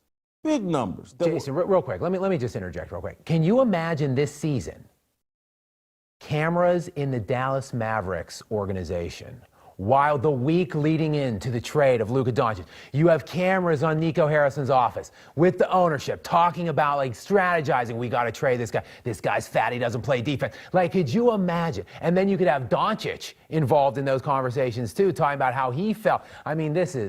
Just think. Could you imagine being in the locker room, cameras, on the bus, the day after Luka Doncic, and what the players are saying and thinking, and then getting to hear them talk about, holy cow, when my wife saw that pop up or my girlfriend started texting me about we traded Luka Doncic, I was out to eat with so-and-so and I was just blah, blah, and I wanted to get traded, but I didn't know what to say. Conversation between them and their agent, like Jerry Maguire moments, like, can you get me out of here? Or what the hell are they thinking? All of that stuff would be phenomenal content that would make the TV partners money, would make the TV partners happy, would make the TV partners spend more money with you, and it would be a part of a process. And I don't know if I finished that point all the way, but like these underdeveloped young brands that come into the NBA, now through these reality off-season shows, now you're developing them as brands. People are learning more about them. They're learning who the good guys are. They're learning who the bad guys are. They're starting to develop opinions. Go look at what happened in the WNBA. Because Caitlin Clark was in college for 4 years, Angel Reese in college for 4 years. And people figured out, I love Caitlin Clark, and a lot of people figured out, I hate Angel Reese. And that drove a lot of attention for the WNBA You could do the same thing in the NBA. These players become more celebrities, even more valuable. And I'm not even talking about the biggest stars. Some of the mid-level stars, they're breakout guys. This is what happens. If they can turn no-name people on these reality shows, Road Rules, Real World, What a Desperate Housewife, this, whatever. Again, think about all the Bachelor stuff. Bachelor, Bachelorette, Bachelor in Paris. These people are mega stars now at this point. Like huge endorsement money flowing around these people. These just generic nobodies. And now you have legitimate superstar athletes that you're trying to interject into the same kind of setting. I mean, it's just... Who's the sixth best player on the Denver Nuggets? Michael Porter's third. Yeah, I'd say Jamal Murray's second, Michael Porter Jr., Aaron Gordon's fourth, probably Christian Brown's in there. Maybe Russell Westbrook would be the sixth best Christian player. Brown, let's say. Yeah, let's take him. I think he played at Kansas. Yeah. You think you couldn't develop him into some sort of star from these reality shows, increase his brand tremendously? Let's take... Fan favorite, by the way. Yeah. Denver. So give him a national spotlight then. Let me give you another guy that I'm just because I've seen him in some recent commercials, because they all played together at Villanova. Is it Dante DiVincenzo? Yep, DiVincenzo. Yep, he was just traded. got in a fight on the court, Yes. or yep, he was involved any of that. And again, I brought up. I'm not bringing up white guys intentionally. I'm just bringing up, again, whoever the sixth best player on any of these teams has a chance to really elevate his brand, become some sort of reality TV star that he can't be on the court, but off the court, and you find out things about him. You find out his role on the team and how he engages with his bigger star teammates. They're bigger brands. People start caring about them. And teams are incentivized to stay together because of the slotting system. Now fans, they learn about these players. They stick with these teams a bit longer. These ideas really elevate the NBA, only because I want to talk about some of these other issues. I'm going to put a pin in this conversation because Skap and I tomorrow will talk about the stakeholders, from ownership to players to the gambling companies to the TV partners. Who am I leaving out? I think there's one other stakeholder we identified, but we'll talk about what's in it for them, what's not in it for them. We'll do that tomorrow. And then on Friday, I'm going to invite some people on to react to these ideas. But tonight, what I would like for you all to do, email me directly your thoughts, fearlessblazeshow@gmail.com. I want to hear your thoughts on it. Am I crazy? Maybe you got a tweak. Maybe I said something like, hey, this is crazy. You could point out something that I'm not thinking about. But don't just send me wet blanket stuff. All they need to do is make the dunk count 3 points. If they just, limit the number of 3-point shots and let them play defense. These ideas are much bigger than that. And I want you to engage with me on that level. You're capable of it. Now, look, this idea, maybe there's something I've missed in this idea. Well, here's why they can't do it, Jason. Don't you realize there's a law against that, or the agents would never go for it? I don't know. Just your thoughts on what we've unpacked. We'll discuss it some more tomorrow, but we're going to pin a pin in the NBA discussion for right now. We're going to take another little small break so I can drink some more and get my breath back or my throat. I don't know. It seems like we're only an hour and 40 minutes in, but it feels like I've been talking for 4 hours. I know I did most of the talking so far, but I want to talk about Angel Reese and Hailey Van Lith a little bit. I want to talk about Rich Paul and Chris Bosh, Charles Barkley on Stephen A. Smith and Travis Hunter. We'll do that when we come back. Before I do it, we're going to probably play a roll call commercial. Promo code 997. Go to fearlessrollcall.com right now. Once you're here in Nashville, we've slashed tickets. I've given you a promo code 997 that'll slash them even more. I'm going to take the hit so you can come to roll call and I can reinvigorate you, re-energize you, re-educate you on why. It's not over. I know many of you think it's, hey, Trump's in office, things are going well. He's passing executive order, blah, blah. It's not over. There's a racial game being played on us. They're doing it with the Carmelo Anthony and Austin Metcalf. They're doing it in every way possible. And we got to come together as men and stand against that. And I'm going to entertain you. We're going to feed you. We're going to play some good music. It's going to be fun. FearlessRollCall.com, promo code 997. We'll be back with more. Next.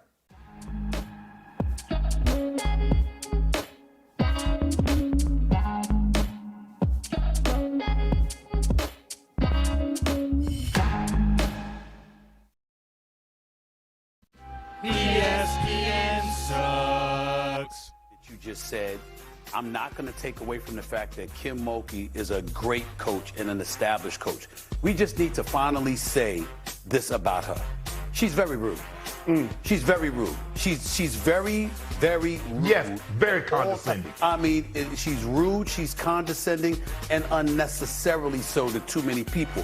But it's Richard Jefferson just got hired as on our A team to cover the NBA Finals. He's smart as hell.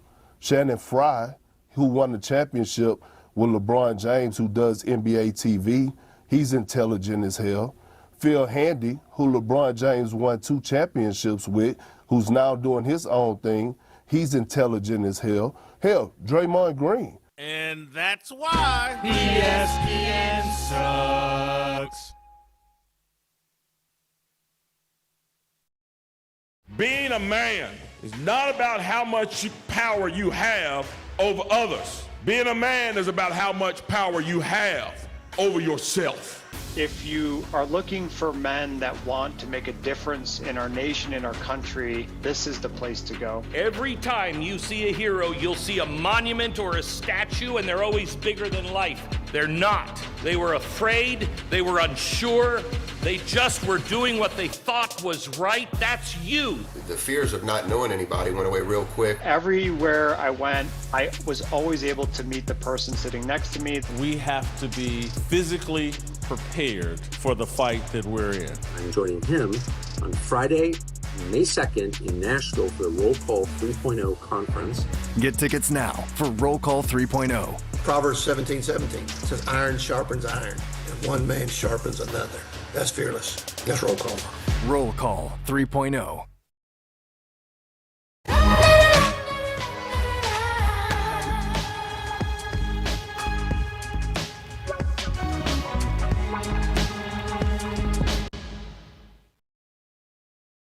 Welcome back.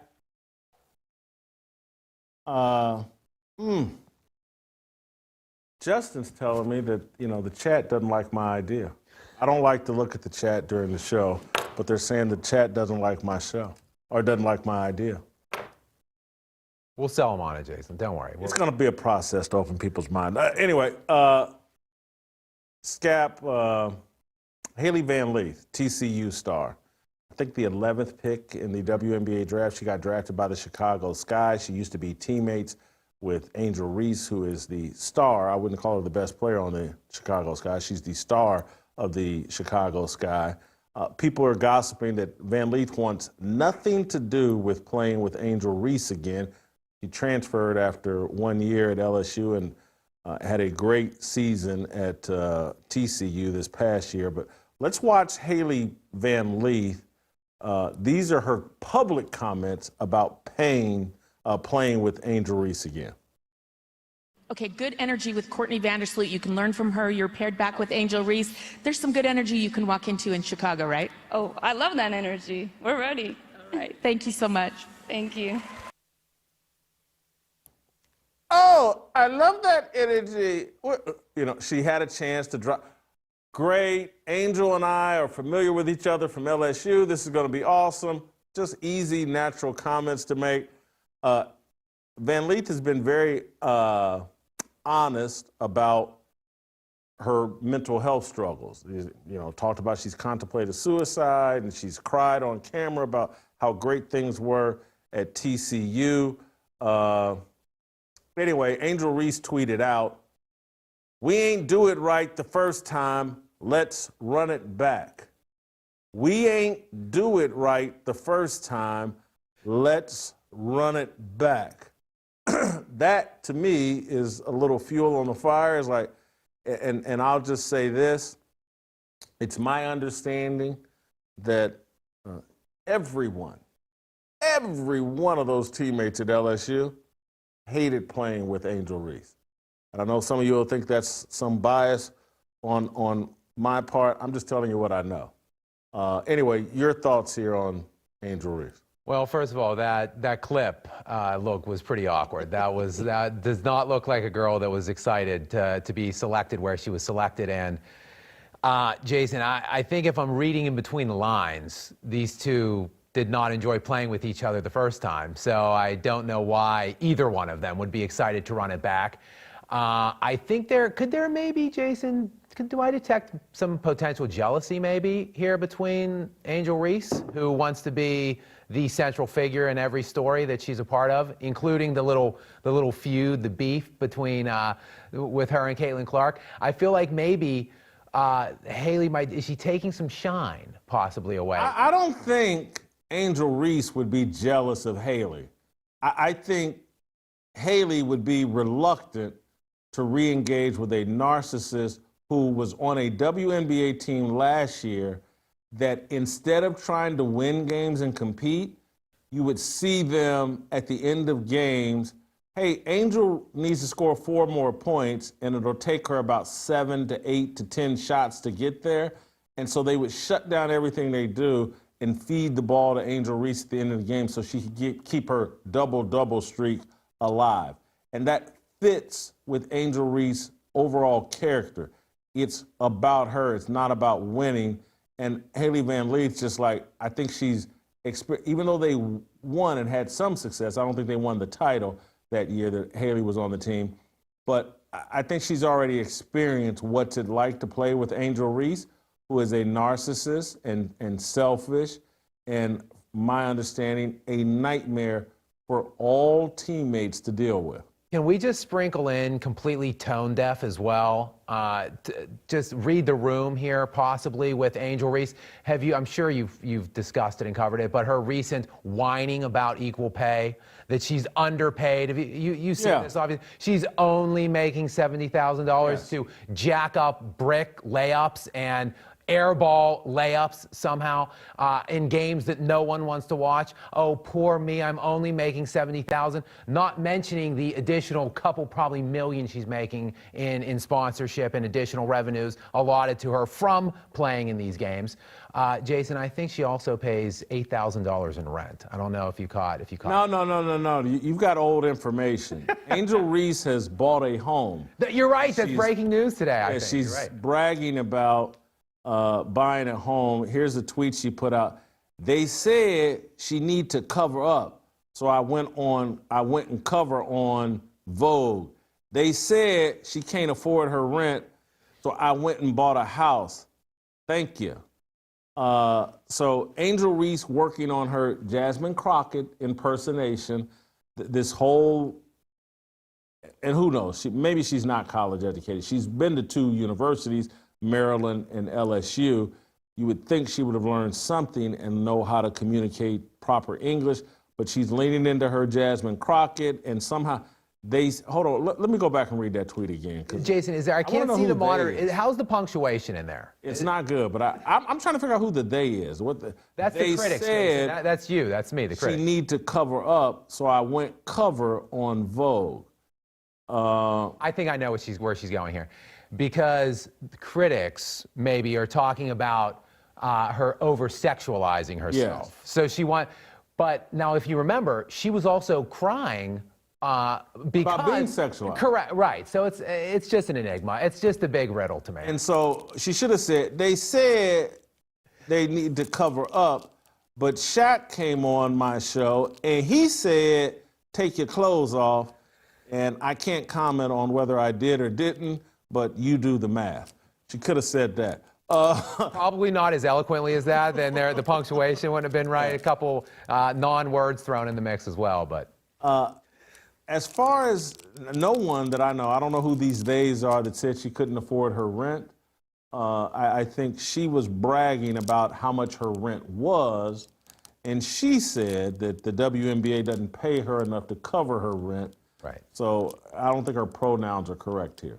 Yeah, I mean, she's confused, Jason. I mean, obviously, there's a couple ain'ts in there. We ain't do it right, so we have to run it back. So, I mean, the pronouns are confused. The word usage, actually using proper grammar, just lost on Angel Reese, obviously. They said we should act as ghetto as possible, and we need to create the impression that we're undereducated, uneducated idiots, and I'm doing my part with my Twitter feed.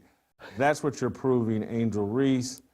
I'm done with Angel Reese. Let me move on here. Rich Paul had some interesting things to say about the Miami Heat, and when LeBron James was there and the Big Three, I took these comments as like, whoa. Chris Bosh, thanks for all the sacrifice, but here we are 10, 12 years later, and we're going to take a dump on Chris Bosh. Let's play the Rich Paul clip. I think this is him talking with Pat McAfee. Play the clip. That's not the end all be all. I always love a big two. I don't really love a big three. I don't really. People talk big three, but the big three thing has never really worked. And you say, well, what happened in Miami? That wasn't really a big three. There was three guys that went in the lottery, and they did really well individually on their team, so they put up big numbers and had big accomplishments. But when you think about it, Bosh was the ultimate professional. He took a back seat, and he played a role in which, because he had such a high IQ and he was such a professional as an individual, his approach to everything is what made that work. When you look in Boston, okay, you can say Ray Allen and Kevin Garnett and Paul Pierce was a big three. Again, thinking about names, but the way that offense was ran, Rondo's capability during that time, it was a lot different. When you've seen people go for that, it never really worked. And I've had this conversation with several different, owners of teams. Direct shot at Chris Bosh here, who was an all-star. I believe every year he played with the Miami Heat, but it's not a big three. I think I looked this up yesterday. At one point, Bosh, this is in Toronto, finished 7th in MVP voting one year, 12th in MVP voting one year, and was an all-star every year in Miami, and seemed to sacrifice his offense to, help the team win a championship. Unfair, fair comment here by Rich Paul. It's a ridiculous comment, Jason. It's ridiculous on multiple levels, not just because of Chris Bosh. Of course, we know it's a direct shot at Chris Bosh. Just to extrapolate on what you were talking about, Chris Bosh did not make an all-star team in his first 2 seasons in the NBA.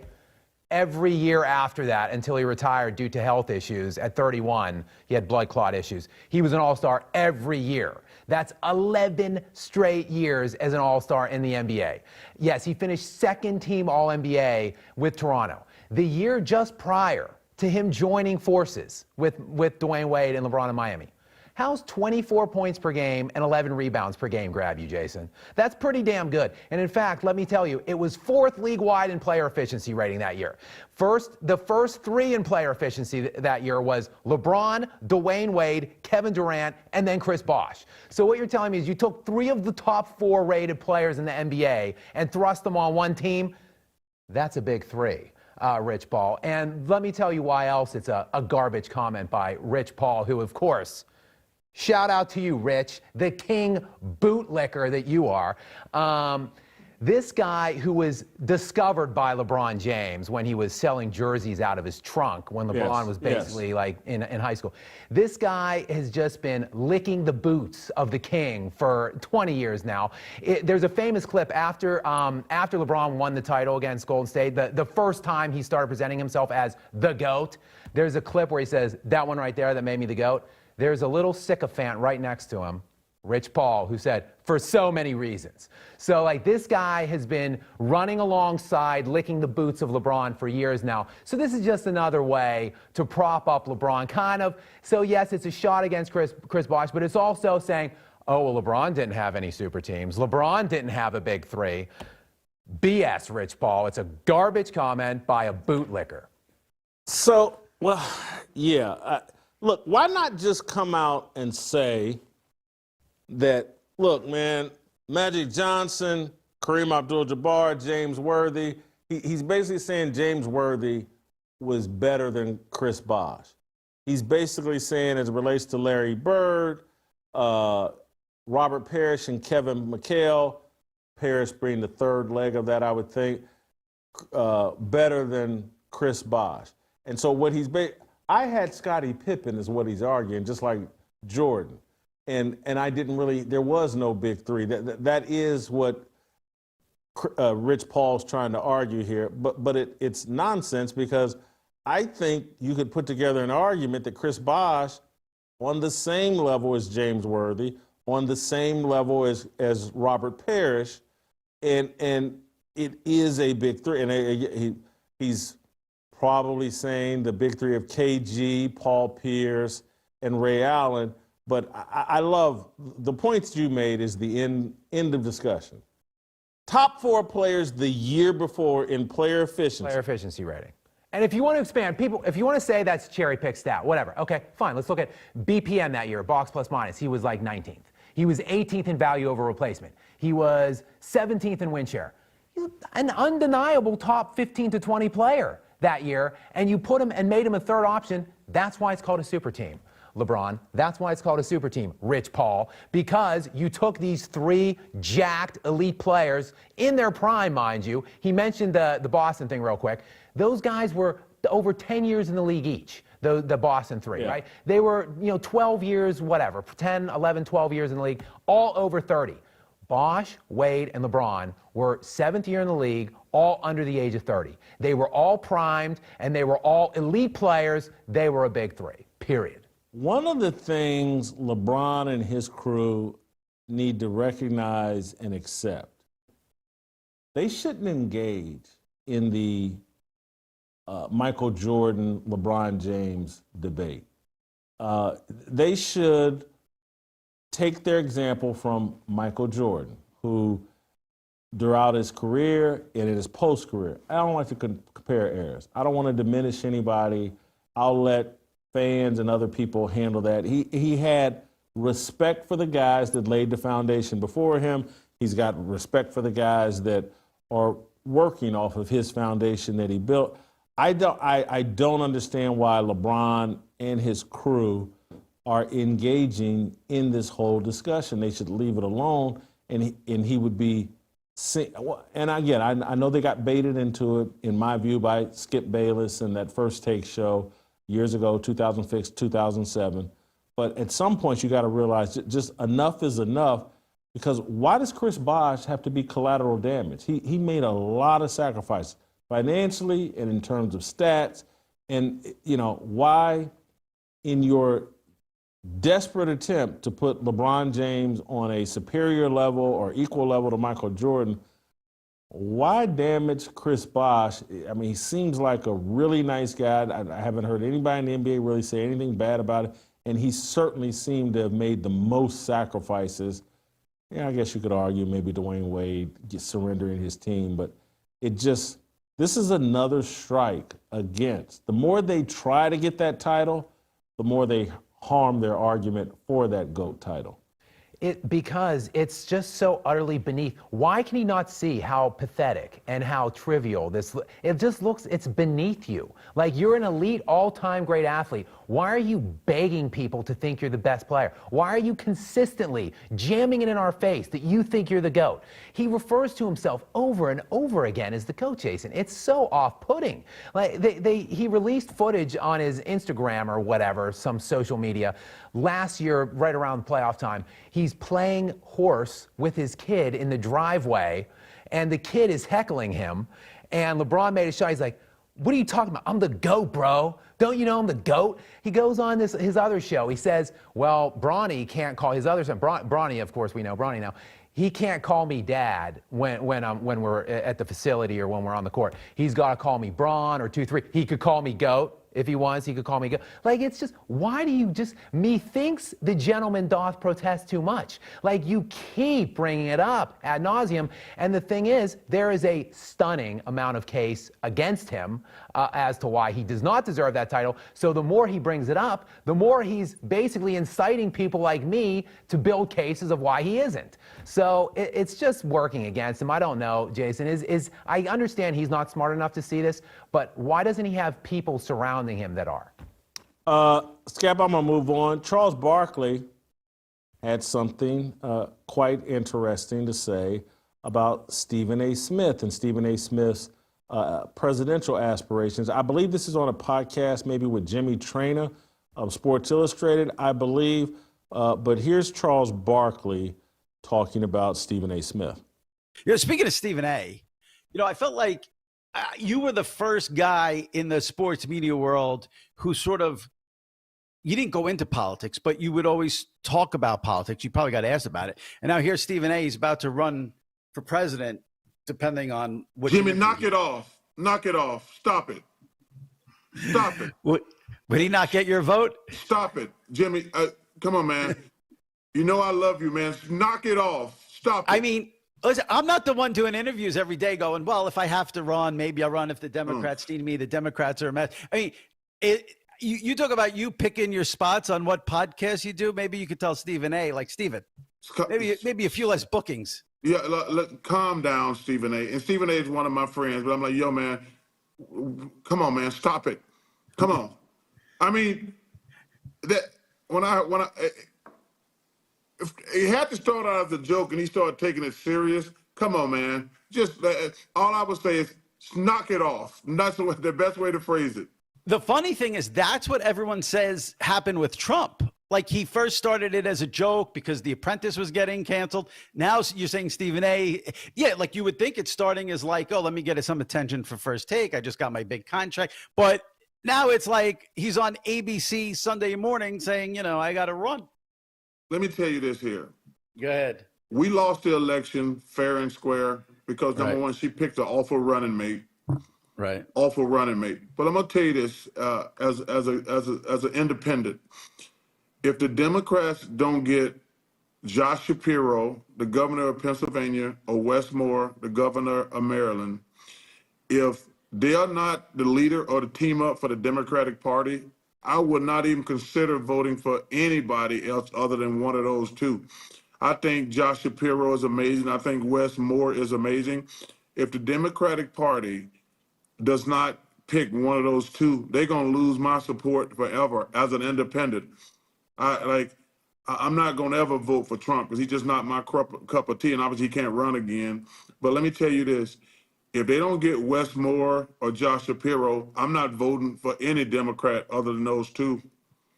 I do not want to get into this topic, but if you don't think Trump's going to try to run again, pay attention. And number two, so this means no vote for Stephen A. from Charles Barkley. Not happening. No, hard no.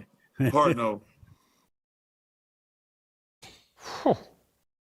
So I watched that clip again, and my real thoughts go to, how long is Barkley going to continue with this shtick that he hates Donald Trump and that Trump is the worst person on the planet? I just saw Shaq dapping up and showing Trump love at a UFC event. Everybody is, but is it a requirement for who Barkley is the Donald Trump of sports? Why does he have to pretend like he hates Donald Trump? And we lost, like, Barkley don't want to hang around Kamala Harris. He'd much rather go kick it with Donald Trump. So I just want to start there, and then we'll get into the Stephen A. Smith aspect of it. Yeah, I don't understand. It's become more fashionable, I think, to kind of show your allegiance with Trump now at this point. I think especially around the sports world in particular, it's become, I don't want to say fashionable to show your allegiance, but for those that have kind of supported him all along to come out of the closet, so to speak, and show it. But I don't understand why, like you said, Charles Barkley, there are so many correlations that you can draw between him and Trump. I really just don't see what his animosity is towards him. And obviously you saw he threw some, Tim Walz caught some some stray bullets. Yeah. We ran the wrong running mate. That's why we lost. No, you lost because Kamala was a bad president or a bad candidate, and Tim Walz was an even worse VP candidate. But I don't even know if he's worse than Kamala. I'm sure Tim Walz thinks I picked the wrong presidential candidate to attach my goofy butt to. I don't know. There's equal blame between Tim Walz and Kamala Harris. Yeah, and not to mention the genius campaign they ran with all of the different stops and the concerts they threw during. I mean, it was who could have envisioned that not working, Jason? A bunch of rap concerts and very little content. All right, now to the Stephen A. Smith aspect of it, I got to give Barkley credit because he seems like, well, Jimmy Tranter's laughing at Stephen A., but I'm amazed more people in the sports media space who have actually had engagement with Stephen A. Smith aren't saying what Barkley's saying, like, hey, this is a joke. What are we doing here? Is this a joke that just got out of hand? It's everybody, in my view, seems to be afraid of Stephen A. Smith and or the forces behind Stephen A. Smith. So everyone's kind of biting their tongue. Maybe Barkley, by coming out with these comments, has legalized it for people in the sports media to say what they really think and know about Stephen A. Smith. You know, he's been propped up for a long time. He's a pathological liar with a fake narrative background. So I'm giving Barkley credit for at least, saying, hey, this is a joke. I mean, first of all, with Stephen A., it's at least humorous to see the Democratic Party kind of cannibalizing themselves, right, in some degree. Like, it's fun to see them going in on each other. Stephen A. Smith's been ranting about, their poorly run ship right now, but he can't seriously be considering a run, right? Like, this is just a joke, isn't it, Jason? Oh. He's legitimately positioning himself to run. Yes, and has been for years. I would say a minimum, I think, 6 years.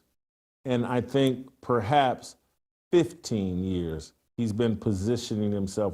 When he fell out with ESPN, and I can't remember what year, but whenever he came back and started his rehabilitation tour, I tend to be suspicious and think this was all, that's when the process started.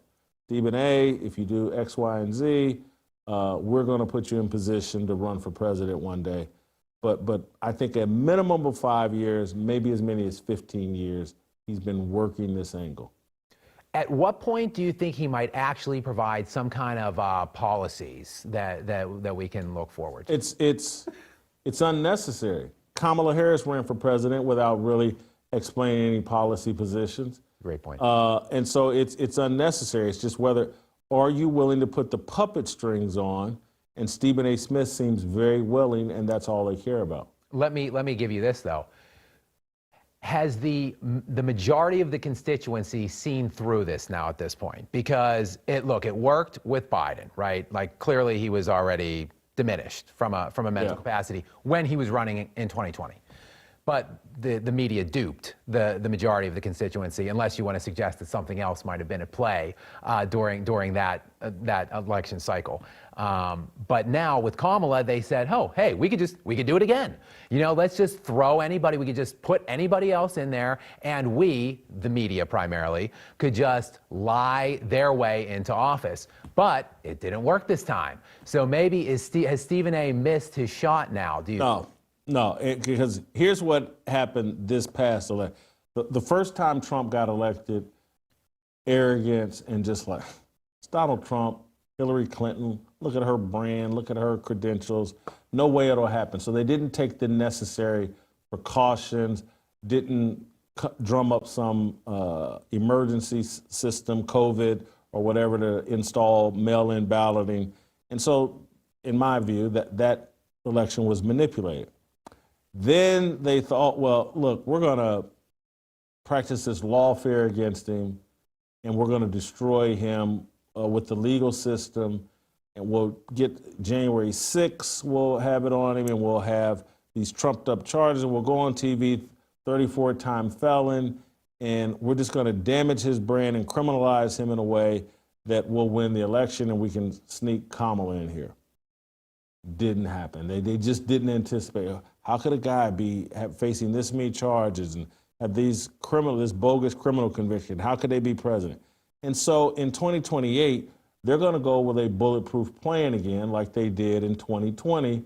And so, yes, Stephen A. Smith has been assured if he can get the candidacy, and we're working to make that happen, we'll lean into racial idolatry.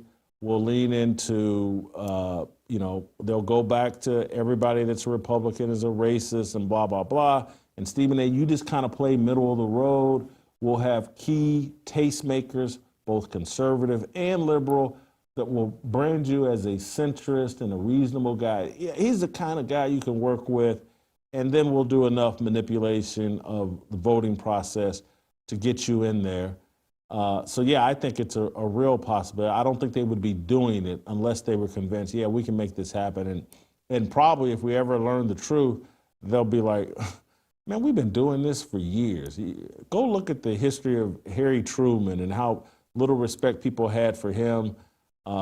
So, yeah, I think Stephen A.'s got a real shot, and that's what's so scary for me about it. And I think it's going to say a lot about this country and this country's history. I got one more topic I want to run by you before we get out of here. Before I do that, though, I do want to tell you guys about Frontier Magazine.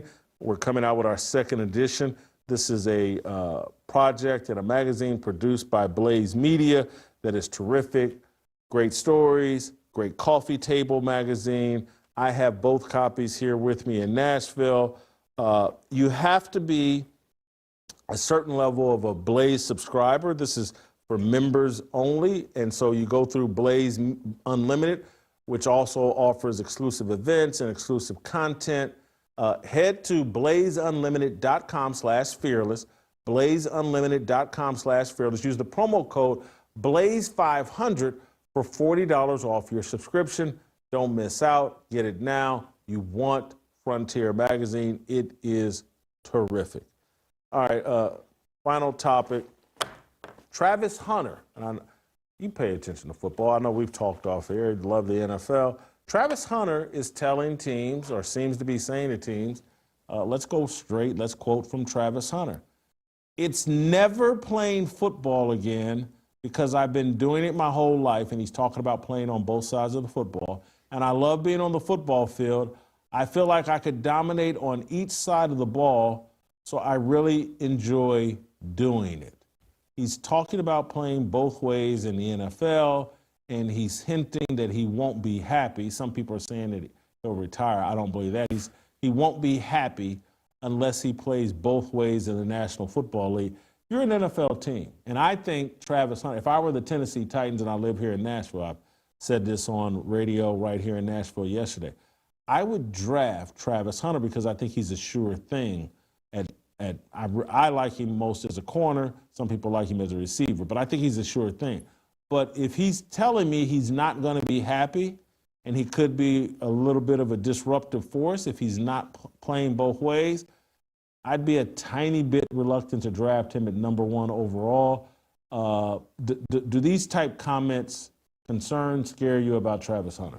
I mean, I think you have to just address it in the interview process, quite frankly. They probably should have already done this because, of course, the combines. I think that you need to address it with him head on and say like, how important is this with you? We see you as this. And I think to your point, generational cornerbacks or any kind of defender, secondary players, like they are more valuable to me than wide receivers.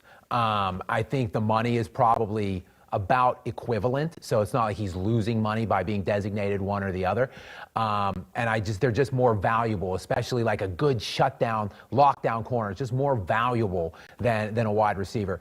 I think you can maybe use this kid as maybe give him a couple plays. I mean, Deion Sanders played a couple. He would play snaps from time to time on offense, but he was primarily designated for defense. So I think if you want to have a couple gimmick or gadget plays designed for him, maybe 2 or 3 offensive snaps a game just to appease him, you could throw those his way. But it would be, Jason, unprecedented in the modern era for him to play substantial amounts of time on both sides.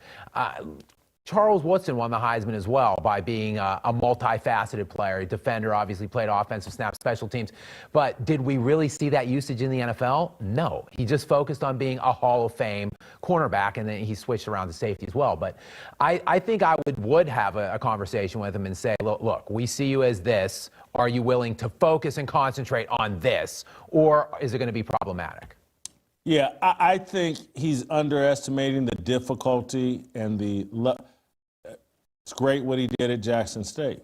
It's great what he did at the Big 12. The Big 12 is not the SEC, and it damn sure isn't the NFL.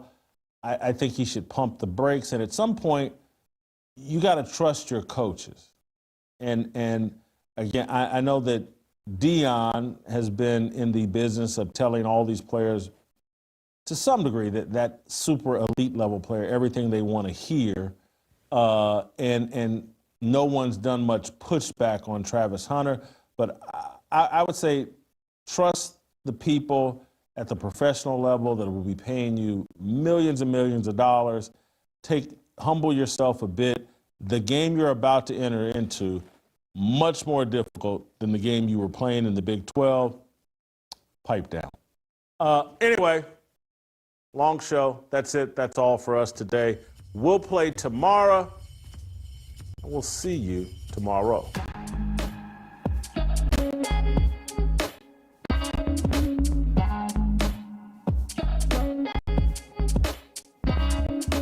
Waiting for the countdown, coming off the breakdown, standing in line for freedom. Looking for a breakout, feeling like a standoff, nothing in life like freedom. Came like a fighter, striking like a ladder, making all this moves for freedom. I want freedom.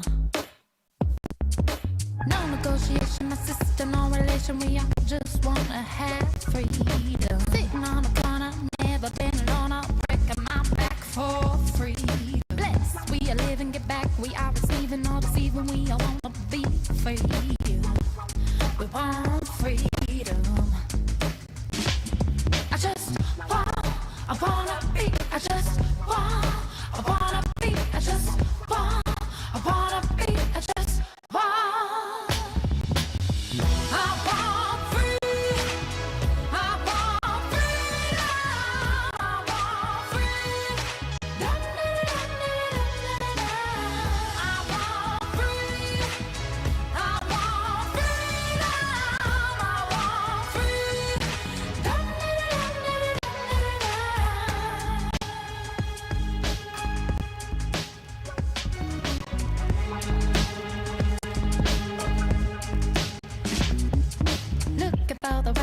Looking like it's my time, feeling all kinds of free.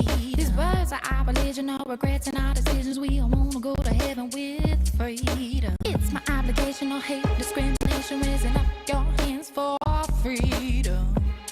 Raise up your hands for